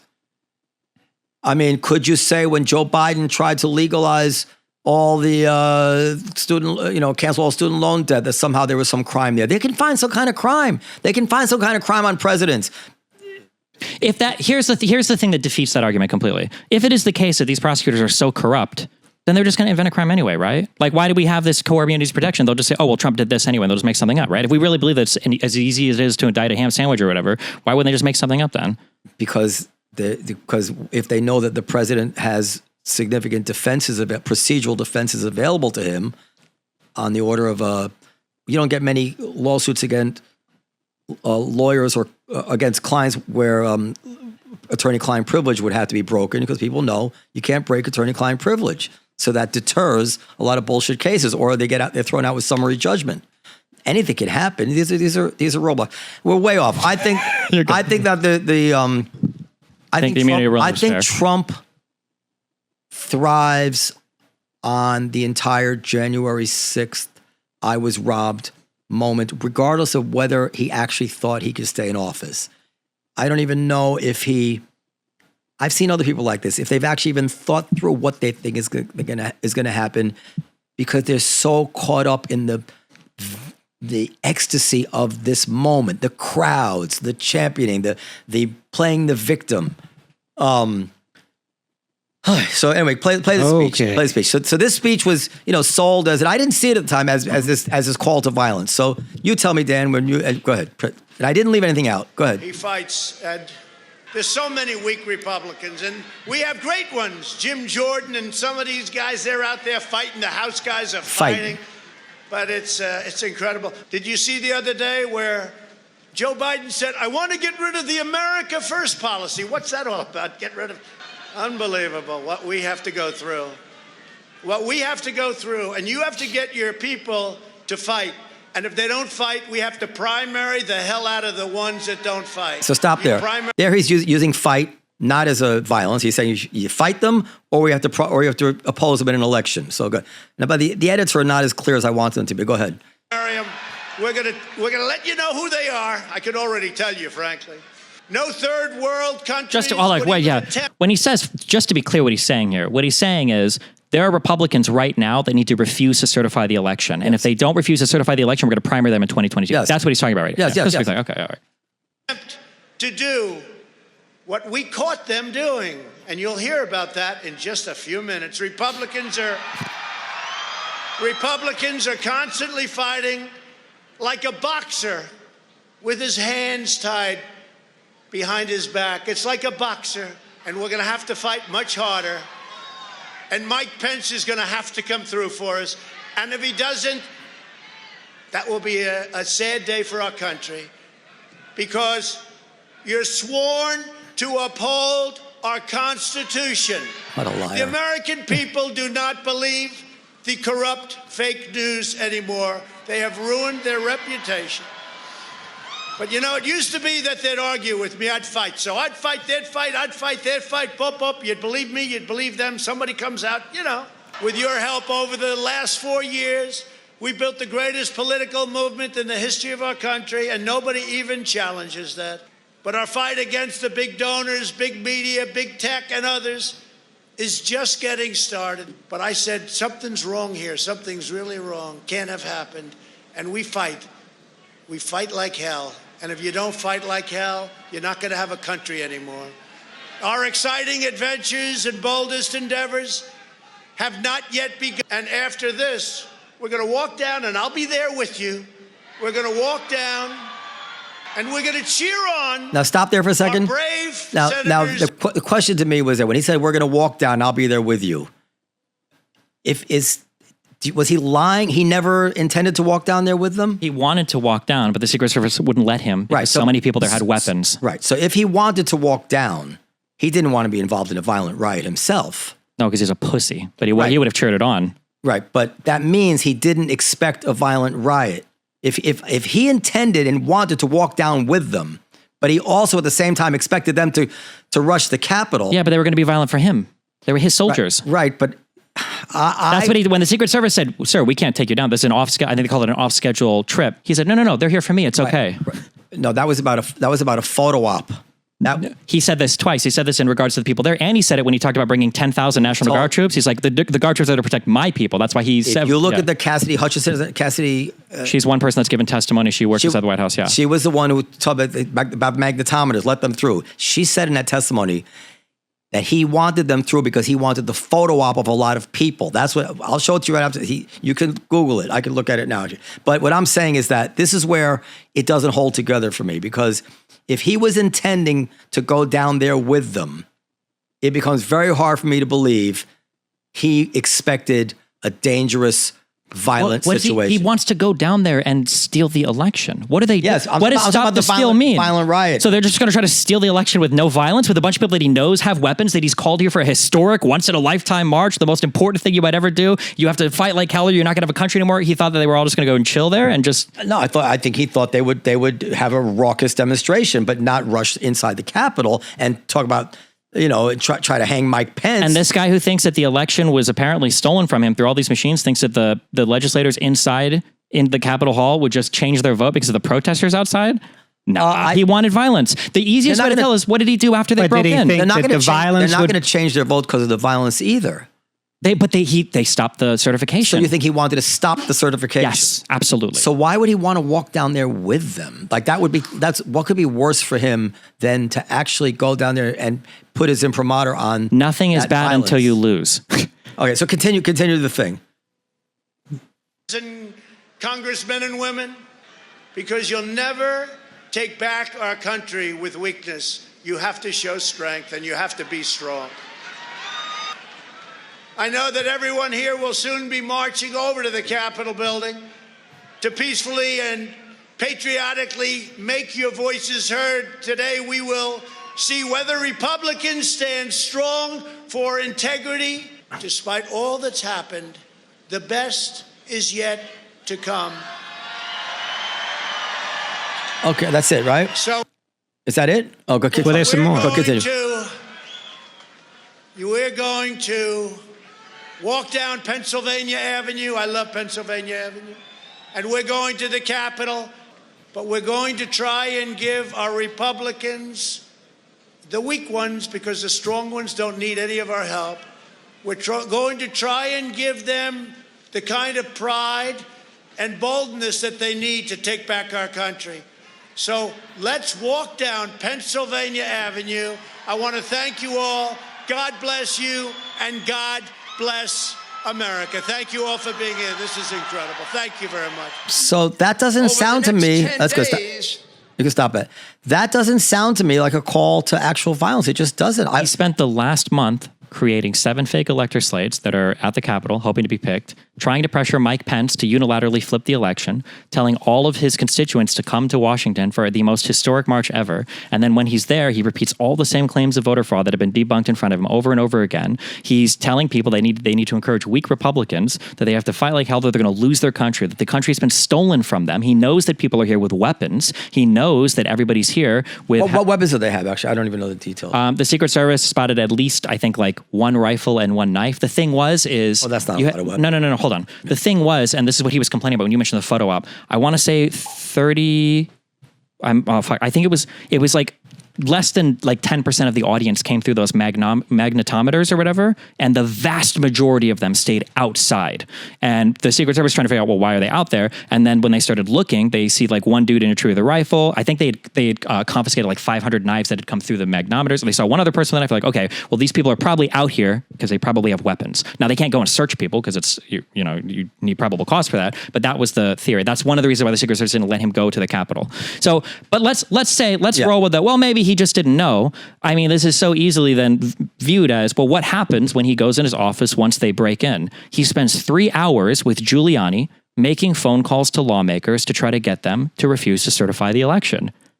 Why is he doing that while the violence is happening? If he really cared, or are we saying that it just happened? They just happened to take orders perfectly and delay the certification of the election, and then he did nothing to stop it for 3 hours? This is why I described it as a difference of first-degree murder and manslaughter between us, because there's so much of what you're saying I agree with. I think this would be second-degree murder, also not manslaughter. Okay, but reckless indifference. But the idea that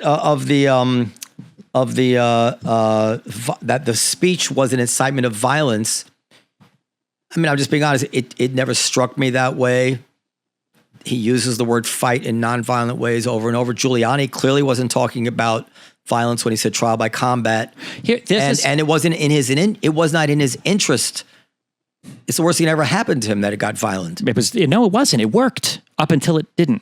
They delayed the certification of the vote. That was the goal. But the problem is Mike Pence didn't refuse to certify the election for him, and he couldn't get any congressmen to obstruct for 20 hours or whatever, like Eastman wanted them to. Okay. I guess, it seems to me that if they had delayed, the country was not going to accept a delay in the certification. Half the country was ready to. No. They would accept it if it happened. They wouldn't accept it, but it would be an easier sell if it appeared to be a deliberative decision than one which was done at the point of a gun.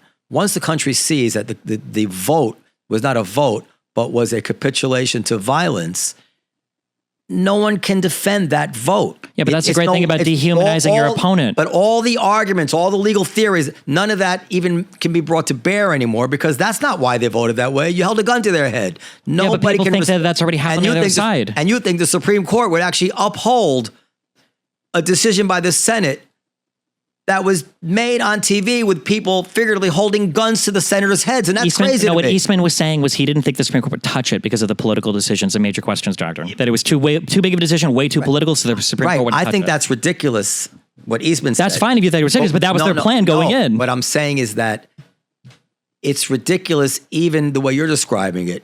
But even Eastman couldn't believe the Supreme Court would uphold the decision if he knew it was a result of a violent intimidation. In other words, the Supreme Court might say, okay, we're going to accept it. The Senate decided. But if they know that the Senate didn't decide, that the only reason it happened is because a violent mob put a gun to their head, no, that cannot stand procedurally. It couldn't have. And that's why they could have never wanted that. What if they win the certification? The Supreme Court decision is after January 20th. You follow my argument. I do, but what if Donald Trump just appoints 6 more judges to the Supreme Court? Well, now you're bringing another thing. What if he can't appoint 6 more judges? Yeah, he could. You just appoint it. Do you think the Republicans in the Senate are going to stand against Trump? These guys go along with him with literally every plan he's hatched.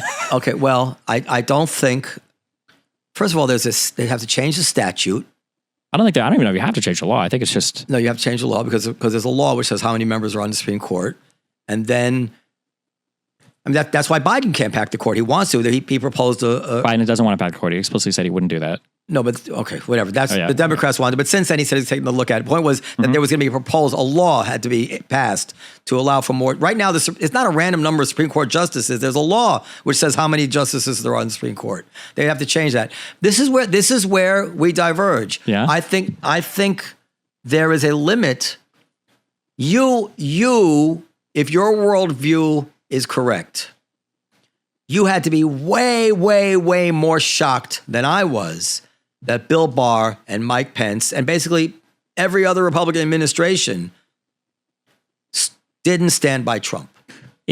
When I started doing the deep dives on this, because I used to say over and over again that the guardrails of our institutions held, that our institutions were stronger than I thought. I've said that over and over again, and it is absolutely not true. Who actually held strong were other Republicans. It was somebody like Mike Pence. There's a reason why Trump is not running with Pence again. It's because he wanted to die on the 6th because he didn't go along with his plot.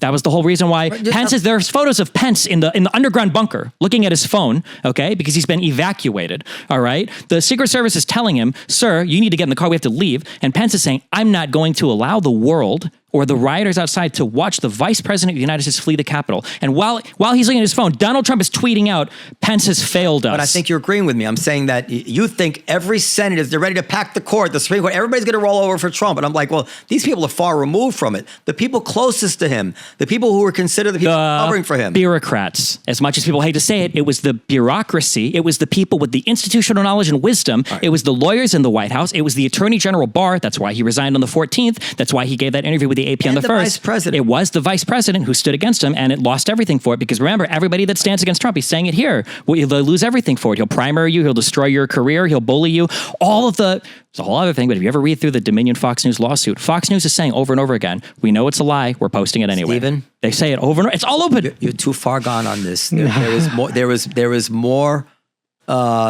principle to these people. Not much. There's none. I'll put any of them up here in front of me. I swear to God, Jim Jordan, traitor to the United States. Giuliani and I don't even know if Giuliani was ever a prosecutor. This guy is insane. Can we go on a little bit longer, by the way? You have to go? You're good. Okay, so let me just read the Cassidy Hutchinson testimony. Sure. It says, this is Liz Cheney. You told us about particular comments that you heard while you were in the tent area. Begin videotape again. Cassidy Hutchinson. When we were in the offstage announced area tent behind the stage, he, Trump, was very concerned about the shot, meaning the photograph that he would get, because the rally space wasn't full. One of the reasons, which I previously stated, was because he wanted it to be full and for people not to feel excluded because they had come far to watch him at the rally. He felt the magnetometers were at fault for not letting everybody in. But another leading reason, and likely the primary reason, because he wanted it full and he was angry we weren't letting people through with the mags, the weapons, what the Secret Service deemed as weapons and are weapons. So, in other words, it was made to seem in the news reports that she said he was letting people weapons in to get Mike Pence. But actually, what she testified was he was concerned about the photo opportunity, and he's like, "Let them in, let them in. They're not here. They're not here to get me." The concern wasn't them getting through this is just a giant speaking area. They're outside right now. The concern is if you know that most of these people who came here to see you, by the way, that's why they flew into DC to see you, but they're not even going through the magnetometer or whatever, right?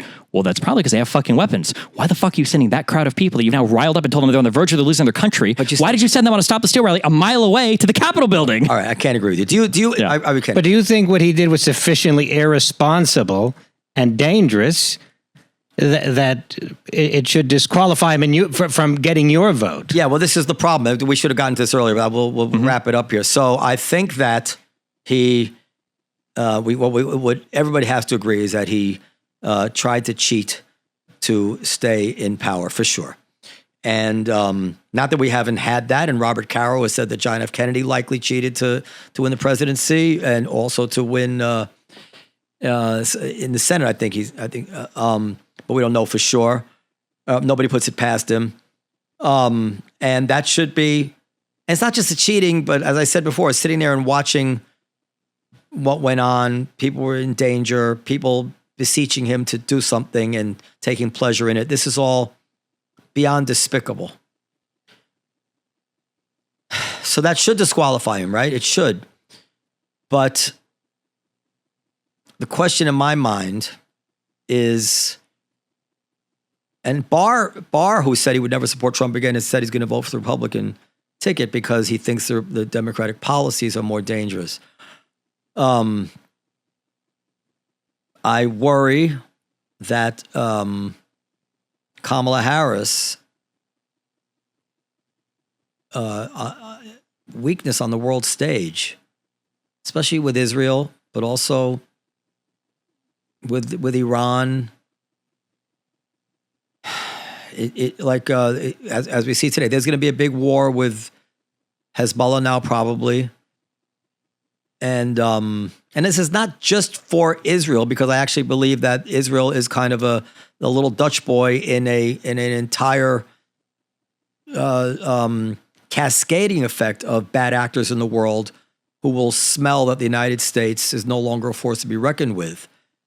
And it would not shock me if we could see, like Doctor Strange and the Marvel movie, if we could see both timelines.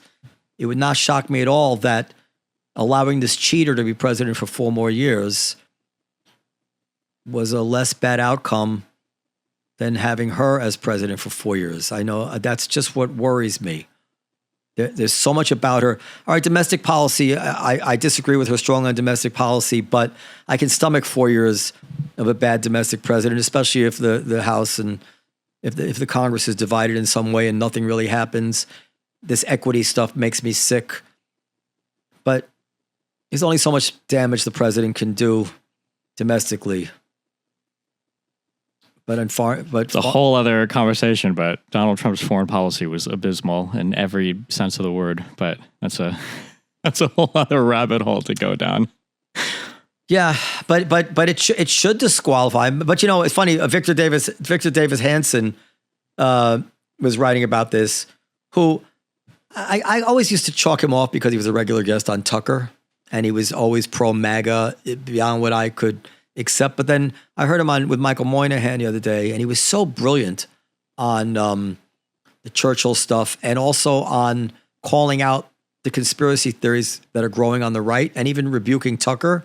I gained a respect for him. But anyway, he quoted Kamala Harris during the BLM riots. Now, I have to tell you, as a business owner, the BLM riots were petrifying. We were checking fire extinguishers. We were boarding windows. The mayor of New York had told the cops to stand down. We just didn't know what was going to happen. And it was just our good luck that nothing did happen to us, right? Our elected officials just left us blowing in the wind, And they asked Harris during the BLM riots, and she said, but they're not going to stop. They're not going to stop. And this is a movement. I'm telling you, they're not going to stop. And everyone beware, because they're not going to stop. They're not going to stop before Election Day in November, and they're not going to stop after Election Day. Everyone should take note of that on both levels. They're not going to let up, and they should not, and we should not. Well, this is disturbing to me too. It's not disqualifying in the same way because she didn't have a fiduciary duty. Hold on, wait. Do you think when she said that, so for all of the charitability that we just granted Trump here, he absolutely didn't want violence.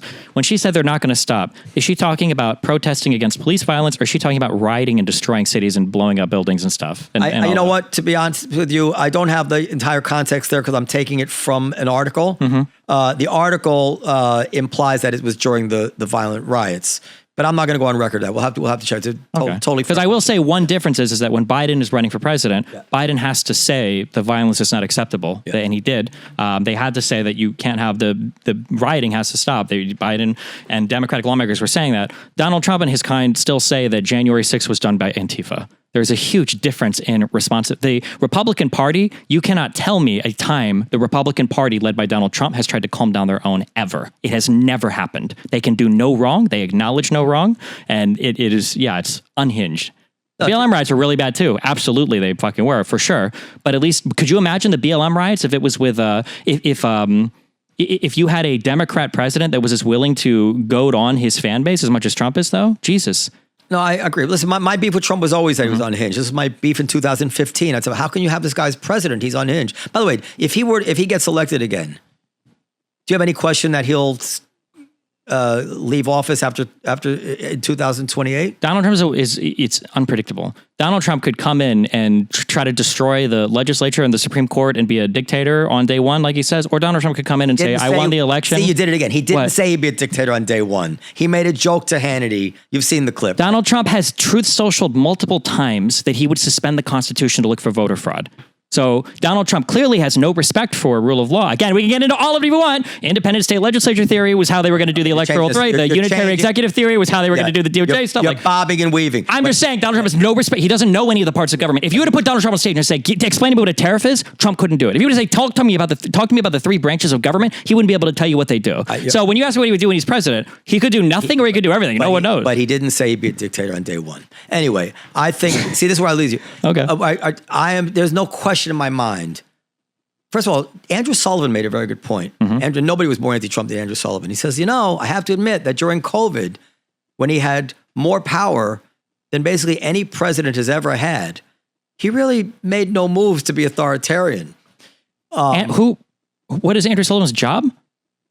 Andrew Sullivan's a writer. Okay, does he do politics? When the president had more power than he ever had, would the state governments were the ones that were managing all of their COVID stuff? If he could have taken emergency powers of any kind. He already was using it. You know, I've heard the name before. So I was just read him. He's already used emergency powers to do policies at the border, and he used COVID to do. Was it Title 42 to stop people from coming in the border? He used emergency powers to do. He did tariffs under presidential powers. Donald Trump has used emergency powers. Well, but he's used presidential powers, and he used presidential powers to do the 7-country Muslim ban. So the idea that Donald Trump is a great guy, that was legitimate. No, it wasn't. It was legitimate within his power. No. By statute, that was. But he didn't do it genuinely because he felt like there was a threat to America. He did it because he was signaling to his base and he was trying to find a way to ban Muslims. I don't know. Okay. Because ISIS was still around then. He chose the countries that were on Obama's list of dangerous countries. The argument on the other side that we were vetting these people was absurd on its face to me. You can't vet people from these countries. Then how is our Muslim population generally insanely chill? Not because of vetting, because I think they're not dangerous. But America is an insanely obnoxious country to get into. As somebody that's wrestled with the immigration process, even traveling here is very difficult. We do a lot of vetting in this country. Yeah, but I don't believe you can vet people from Somalia or whatever. I don't want to. Sure. I don't know which countries were on the list, but they have no computer systems. They have no records. Everything is under the table with money. There's no vetting. There's no. So we're just really lucky that all these terrorists haven't come into our country and. No, I think that we do. I think the terrorist threat is obviously not what it was, but at the time of ISIS, you can convince me that we were worried for no reason. That it was hysterical, that we was a panic. You could convince me of that. What I'm saying is that the argument that, no, we don't have to worry because we're vetting them over there, so we know we're not getting terrorists in here, that to me just seemed ridiculous. Let me tell you, I knew a lot of Arabic people at the time who would say to me, no, he has a point. That's and that affected my thinking too. They were worried about when terrorism is hot. Like, let's not pretend it's not real. I mean, Obama was taking this stuff seriously as well. Anyway, we get so tossed around on this. Mm-hmm. I think that Trump, more than what was behind everything that Trump did, he was humiliated to lose. Trump does not want to end democracy in America. Trump wanted to cheat to stay president. In 2028, when he served his 2 terms, he will say, I did it, everybody. He's not going to say, I can run for a 3rd term. That's not the type of thing he does. He never went to war with the Supreme Court. If they told him you can't do it, he didn't do it. Told him you can't do this, he obeys the court system. What's motivating him is ego, ego, ego. His ego is not tarnished by leaving office in 2028.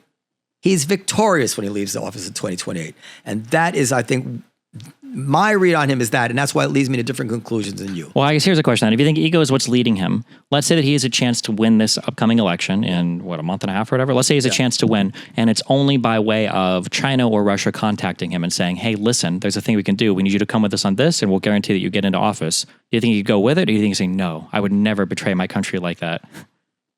He would never say, I will never betray my country like that. I feel like the fact you don't have to think about it says everything. Yeah, of course. I'm not here to tell you Donald Trump is some on it. Well, no. I'm not saying you are. I'm just saying that with I know with Biden the answer would be no. Listen, if the with Harris the answer would be no. Let's put it a different way. Sure. If the devil came to him tonight and said, "Sign here, you can be president," he would sign there. When it comes to making a deal with China and Russia, realistically, could they do it? Could it come out? Could he commit it? There may be reasons he might say, "No, I'm not getting involved in this." Mm-hmm. But yes, if he could be sure that he would be the only one who knew, would he do whatever it takes to win office? Yes.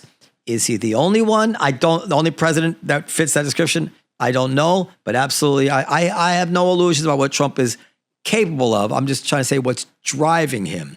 I do think as a final bridge, I guess. So the fact that then you would trust Trump with foreign policy with that answer is scary, I think. But I will say the biggest reason why I want Trump to go the fuck away and all the MAGA people to just crawl in a rock and just leave forever is because, for me at least, Kamala Harris's economic policies are significantly, or at least quite a bit to the left of where I'd want them to be. But there is no counterbalancing force right now for policy in the United States of America because MAGA doesn't have policies. They just have Haitians eating dogs and new caravans at the borders. Let me give you, listen. Yeah. So, and I don't know if this is true, Sure. but I was saying this and I could prove it to you. I was saying this at the time. When Putin, first of all, leaving Afghanistan the way they did, I know it was Trump's deal, but leaving the way they did, in a panic, losing people, weapons still there, saying the Taliban is, if the Taliban wants to be accepted in the community of nations, they'll have to have more female representation in government, and they'll have to treat women better. Even the notion to entertain the idea that the Taliban was going to start to treat women better and have more diverse representation in the Afghani government, however that works under the Taliban, just betrayed such a ridiculous worldview. So they run out with their tail between their legs out of Afghanistan. Then Putin surrounds Russia. Now, Putin's taking the temperature of America. How do I think America's going to react to this? Well, they look like they have no stomach for conflict right now. And then President Biden says, well, if it's a minor incursion, we'll be okay with it. And if it's a major incursion, we're going to have some really serious economic sanctions. You won't wait on what? If Putin invaded Ukraine, did I misspeak? Oh. If Putin, when he surrounded Ukraine, Biden's warning to him was, if it's a minor incursion, all right. If it's a major incursion, we're going to have some economic sanctions. Now, Putin doesn't give a shit about economic sanctions. Yeah, but what else can we do? What we could have done was said, if you go into Ukraine, we're going to arm the Ukrainians to the teeth, as we actually have done. Yeah, but we'll barely, but we don't have the political will to do it because Republicans don't want to do it at home. Before the Republicans, we could put some tripwires in there. I don't know what we could have done. Perhaps earlier, maybe we could have done more. There is a compelling argument that I didn't even think of because we're all we very much exist in the present. But I think one of the concerns was, and people forget this, I love all my Ukrainian friends, okay? But Ukraine was one of the most fucking corrupt countries in the world, okay? Prior to 2014 and even prior to the invasion. I'm sure to some extent, the states and everybody probably wanted to see what would happen a little bit. Because imagine you just had this huge complaint about Afghanistan. Imagine if they invade and we do arm them to the teeth, and then the Ukrainians go, okay, well, thanks, but we're going to join Russia. And now it's wow, I can't believe the U.S. just gave all these weapons. Obviously, Ukraine is a former Soviet satellite, one of the most important ones in all of Russia. Why would you give them all the weapons? Now they were in Putin's hands, right? They're not going to join Russia. But look, the point is that it seems to me, if you are the leader of any country that wants to create mischief in the world, and you agree there's many of them, Kamala Harris is your ideal. Absolutely not. It's Donald Trump doesn't know where any of these countries are. He has no coherent vision for foreign policy. Think about who the feared. But when Afghanistan, when Iran misbehaved, Donald Trump did nothing. Vaporized Soleimani right there. And we didn't hear from them again. There's no way that Biden or Harris would have done that. So who killed? Loudly. Wasn't it Obama that killed? Bin Laden? No, that was it was Obama killed Bin Laden. Yeah. Oh yeah, it was. Yeah, Obama killed Bin Laden. Yeah, Bin Laden was our enemy. So was Soleimani. And who recommended that he not kill Bin Laden, or not that he not take the chance of the raid, was Biden. But listen, Soleimani was also an enemy for the U.S. for decades. Trump is the madman theory. I know I go back and forth. I know that theory is kind of made fun of. But the fact is, people don't know what Trump is capable of, and he's allergic to looking weak, for better and worse. Unless the people say nice things about him. Let's say nice things about him, and he can get the country into a lot of trouble. I don't have this certainty you did. I'm really going back and forth in my mind. He can get the country into tremendous trouble because he shoots from the hip. I like the idea of Nixon and Kissinger deliberating in the Oval Office, gaming everything out. That's the kind of president I want. I also feel like Harris is not to be taken seriously, and that's very provocative and dangerous for the world. So I just don't know. But I just don't know that taken seriously is such a meme. She was a prosecutor, an attorney general. Donald Trump is a convicted felon, filed bankruptcies multiple times, made joke foreign policy decisions all across the world. You've seen the UN has laughed at him. You saw a group of world leaders laughing and giggling about him. Nobody views Donald Trump seriously. Steven, nobody takes him seriously. You're a very smart person, and I do agree with you way more than I don't agree with you. You're just more far gone on this than I am. You know what? You might be right. Check your mailbox tonight, okay? I'm going to mail you a pager for my friend Eli. All right. I appreciate the conversation, though. Well, thank you, Stephen Bonnell. It's exhausting. I feel like Finkelstein. I didn't have much to say, but that's sort of the way it goes nowadays. I literally, I had dental surgery yesterday, so maybe that's part of the reason I feel a little loopy. But boy, I'm like, wow, this has gone. I'm having trouble keeping up. That's not, and I don't usually have that problem. I don't know too many podcasts, if any, that have that degree of disagreement between the host and the guest. Of course, I don't listen to them all, but that was a spirited debate that I don't think. Trying to zoom in on where we part company. Where else? We agree on most things. Where else do you find that degree of debate on podcasts? Everything he goes. Can you? Well, with Sam Harris, was no, more of an agree? That was a love fest. That was a love fest. I guess to bring it full circle, with Finkelstein, obviously there was a debate. But that was characterized as such. To bring it full circle, it goes back to the first thing you said about misinformation. I imagine we would probably agree on everything. You and I are working from a very different set of facts, I think, that we've looked at. But I imagine that if we were more congruent in those facts, we'd probably agree on more, I'm guessing. Right? In the end, what we're disagreeing about in the end is like, where do we really see the psychological, what's going on inside the head of Donald Trump, Justice Roberts, some senators, and how far are they ready to go? Mm-hmm. And I just don't see them as far gone. I just don't see their motivations quite the way you see them. And the motivations actually do dictate in the end what the decisions would be. I think the Supreme Court of all these people are by far the most patriotic. And of course, they have lifetime appointments so that they're not pressured. Well, you mentioned dealing with the immigration system. You're not, you're American, I assume. My ex-wife was Swedish, and I have a lot of friends because I did esports before, like pro gaming or whatever. Okay. So there's a lot of for a while. There's like visas for exceptional talent or for athletes or whatever. Trump is for them. Yeah. Well, we have comedians that somehow got visas for exceptional talent. Yeah, 10 to 15 years ago, it was way more complicated. Today, it's still iffy. It's gotten better, but just compared to getting into any place in Europe, the United States is very strict on how you get into this country. And if you get the wrong agent at the border, you could just get turned away for whatever reason. That happened to somebody I know. It's awful. It's arbitrary and it's awful. Oh, that's another thing too. As an American, I'm very aware because I watch all the cop videos. I know what my rights are here. But when you're flying into an airport, when you're at the border, you have no fucking rights. You are the slave to whatever Department of Homeland Security people there. That whole I'm not going to talk to blah, blah, blah. That shit doesn't work. Well, you see, there was a video that Dave Smith posted on X. Mm-hmm. I mean, I still call it Twitter, but whatever. About what's his name, Jeremy Kaufman or something, and the FBI came to his house and did you see that video? I haven't seen it. But. It was interesting. Anyway, the FBI came to his house and said, "You go away." They said, "Put the camera away." I said, "No, I don't have to." And let me see an ID. You didn't see that video? No. Okay. Anyway, never mind. Ouch. I'm sorry. What's what? We just totally shot down. No, I thought maybe you would see in the video because it's about, what's one of these videos where the cops are saying, "Put your camera away," and he's saying, "No, fuck you," and show me your ID and go away. And you think Kamala Harris is going to support Israel? I don't think Donald Trump supported Israel, but that's another conversation. Well, the Israelis would beg to differ. Only the dumb ones. No, the Israelis, he did support Israel. Okay. You see, this is where you're too far gone. Of course he supported Israel. There's nothing they wanted he didn't say yes to. That's the problem, though. Okay, a real lover of Israel is going to pull him back. You guys need to calm the fuck down. Not you guys, or maybe you guys. That's a different. That's a whole thing. But that's a different point you're making. No, I know. Yeah, but do you think Harris? See, Biden. I've said it. I know we're supposed to end, but Biden. If you gave Biden sodium pentothal, he is pro-Israel. He comes from that generation of Americans that was the least anti-Semitic and the most pro-Jewish of any generation there's ever been. She is not that. The first thing out of her mouth is, yes, Israel has a right to defend themselves, but I will not be silent. You can tell where she's leaning. Well, yeah, but then you've got the Michigan voters, and you've got it's a hot issue right now. The boring answer is anybody over 40 in the United States is probably going to come out pretty hard for Israel. I think any Gen X and above is probably going to be pretty staunchly a defender of Israel, would be my guess. Too much of the voting constituents are pretty pro-Israel. We're going to find out, aren't we? I hope so. She's likely going to win, right?